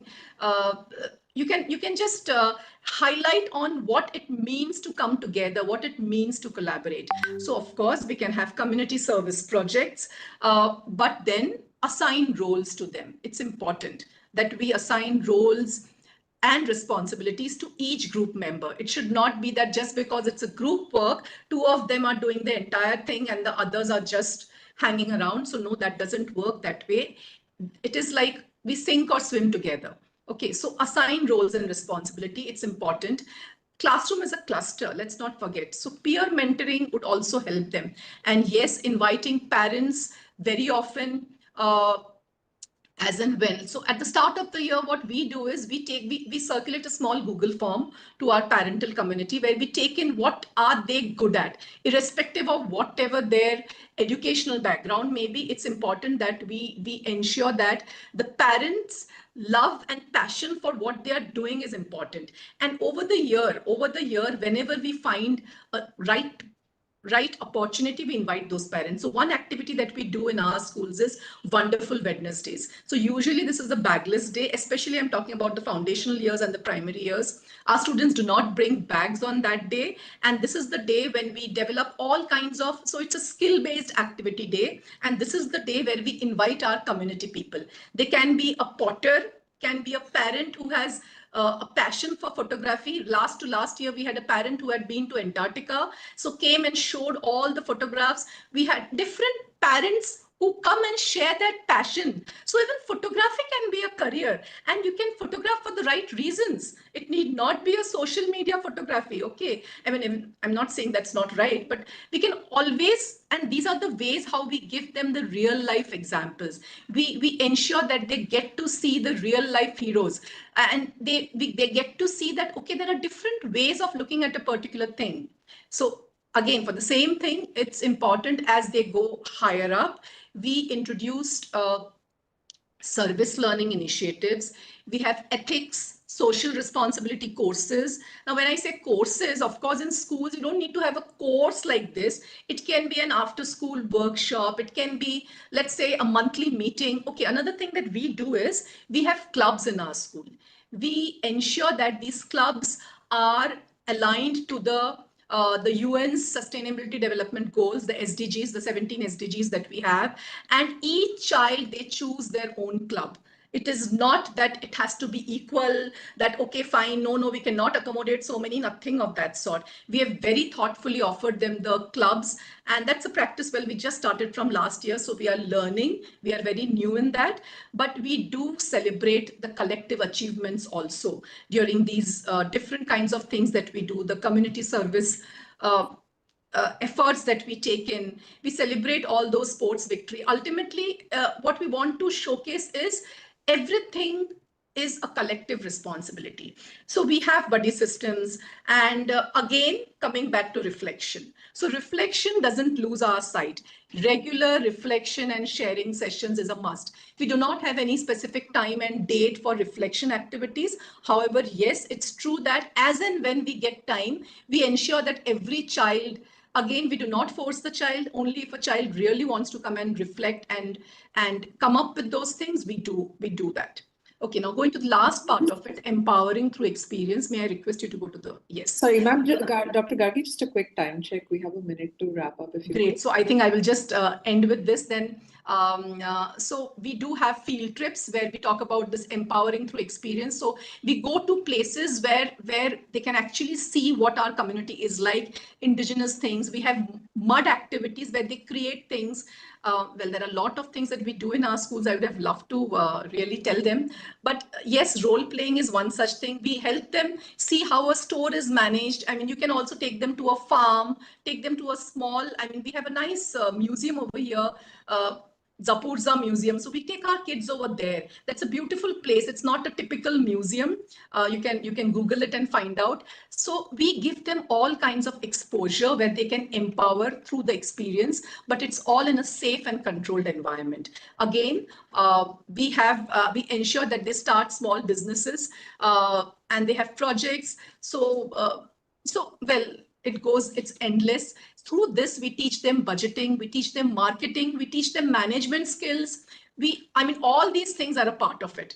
So I hope you will understand that this is not the end of it. There are a lot. Well, yes, maker spaces is something I really cannot miss. Maker spaces is important because here the students work on creating projects, they make things.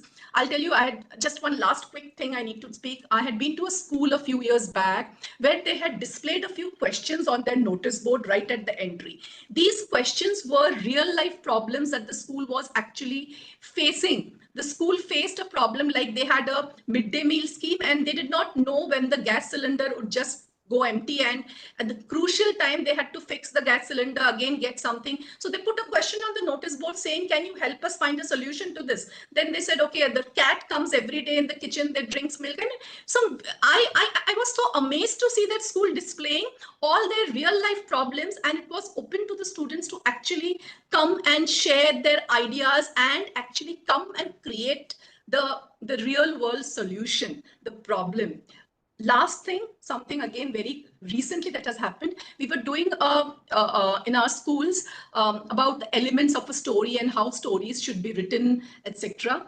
And that's when we realized a day later, one of the student standard 2's child comes up with a storybook. I'm sure this child is going to grow up and become an author. And the storybook was so right from her heart, whatever she felt, soon after we had this session on how to write a story. Well, Kritika, I would like to end it. Otherwise, there are n number of examples that I can go on and on. But if you ask me to just wind up in one thing, I believe you know what? We need to also rethink our assessment strategies. When all said and done, all this is doable. The counselors alone are helpless because we are all teaching for the exams. Still, we are teaching for the exams in spite of all these things. So if we can rethink some authentic and real life assessment strategies, I'm sure that would be a great add-on to this entire effort that we are taking. Thank you, Kritika. Thank you so much, Dr. Gargi. I think your segment really nicely rounded up where we started at the beginning of the day with some very practical examples of how to help students build self-awareness, give them exposure of opportunities in the world of work and higher education, and then give them experiential learning opportunities to then be able to make the right fit choices for themselves. So thank you so much for rounding out our session with some very practical insights. I want to also apologize for us collectively overshooting the time, and thank you so much for your patience, for your engagement on the YouTube chat. I can see that there were several comments that came through. And in the interest of time, I just wanted to share that the feedback form has been posted on the registration link.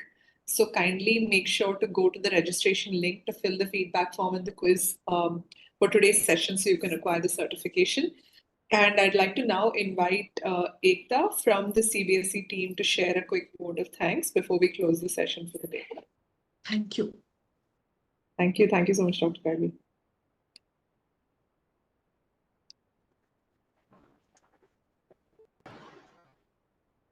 Hi everyone, am I audible? Yes, yes, you are. Hi, good evening everyone. So as we conclude this transformative workshop, I would like to extend my heartfelt gratitude to each of you for your active participation and unwavering commitment to enhancing the career counseling landscape.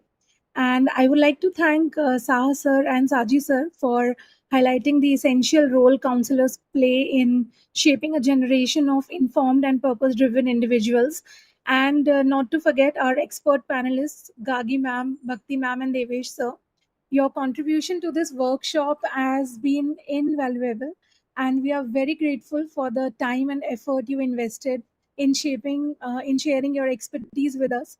So thank you once again for your significant contribution and for inspiring us to thrive towards better counseling practices that contribute positively to the overall well-being and personal development of the students. Thank you so much for being a part of this workshop and looking forward to more such wonderful workshop sessions. Thank you. Thank you so much, Ekta. And I just want to see if Neeti ma'am would like to say a few concluding words. Otherwise, we are happy to conclude the session. I think at this point, since we've already overshooted, and my only one-liner at the end would be looking forward to the next session, same time, same place on 24th of July.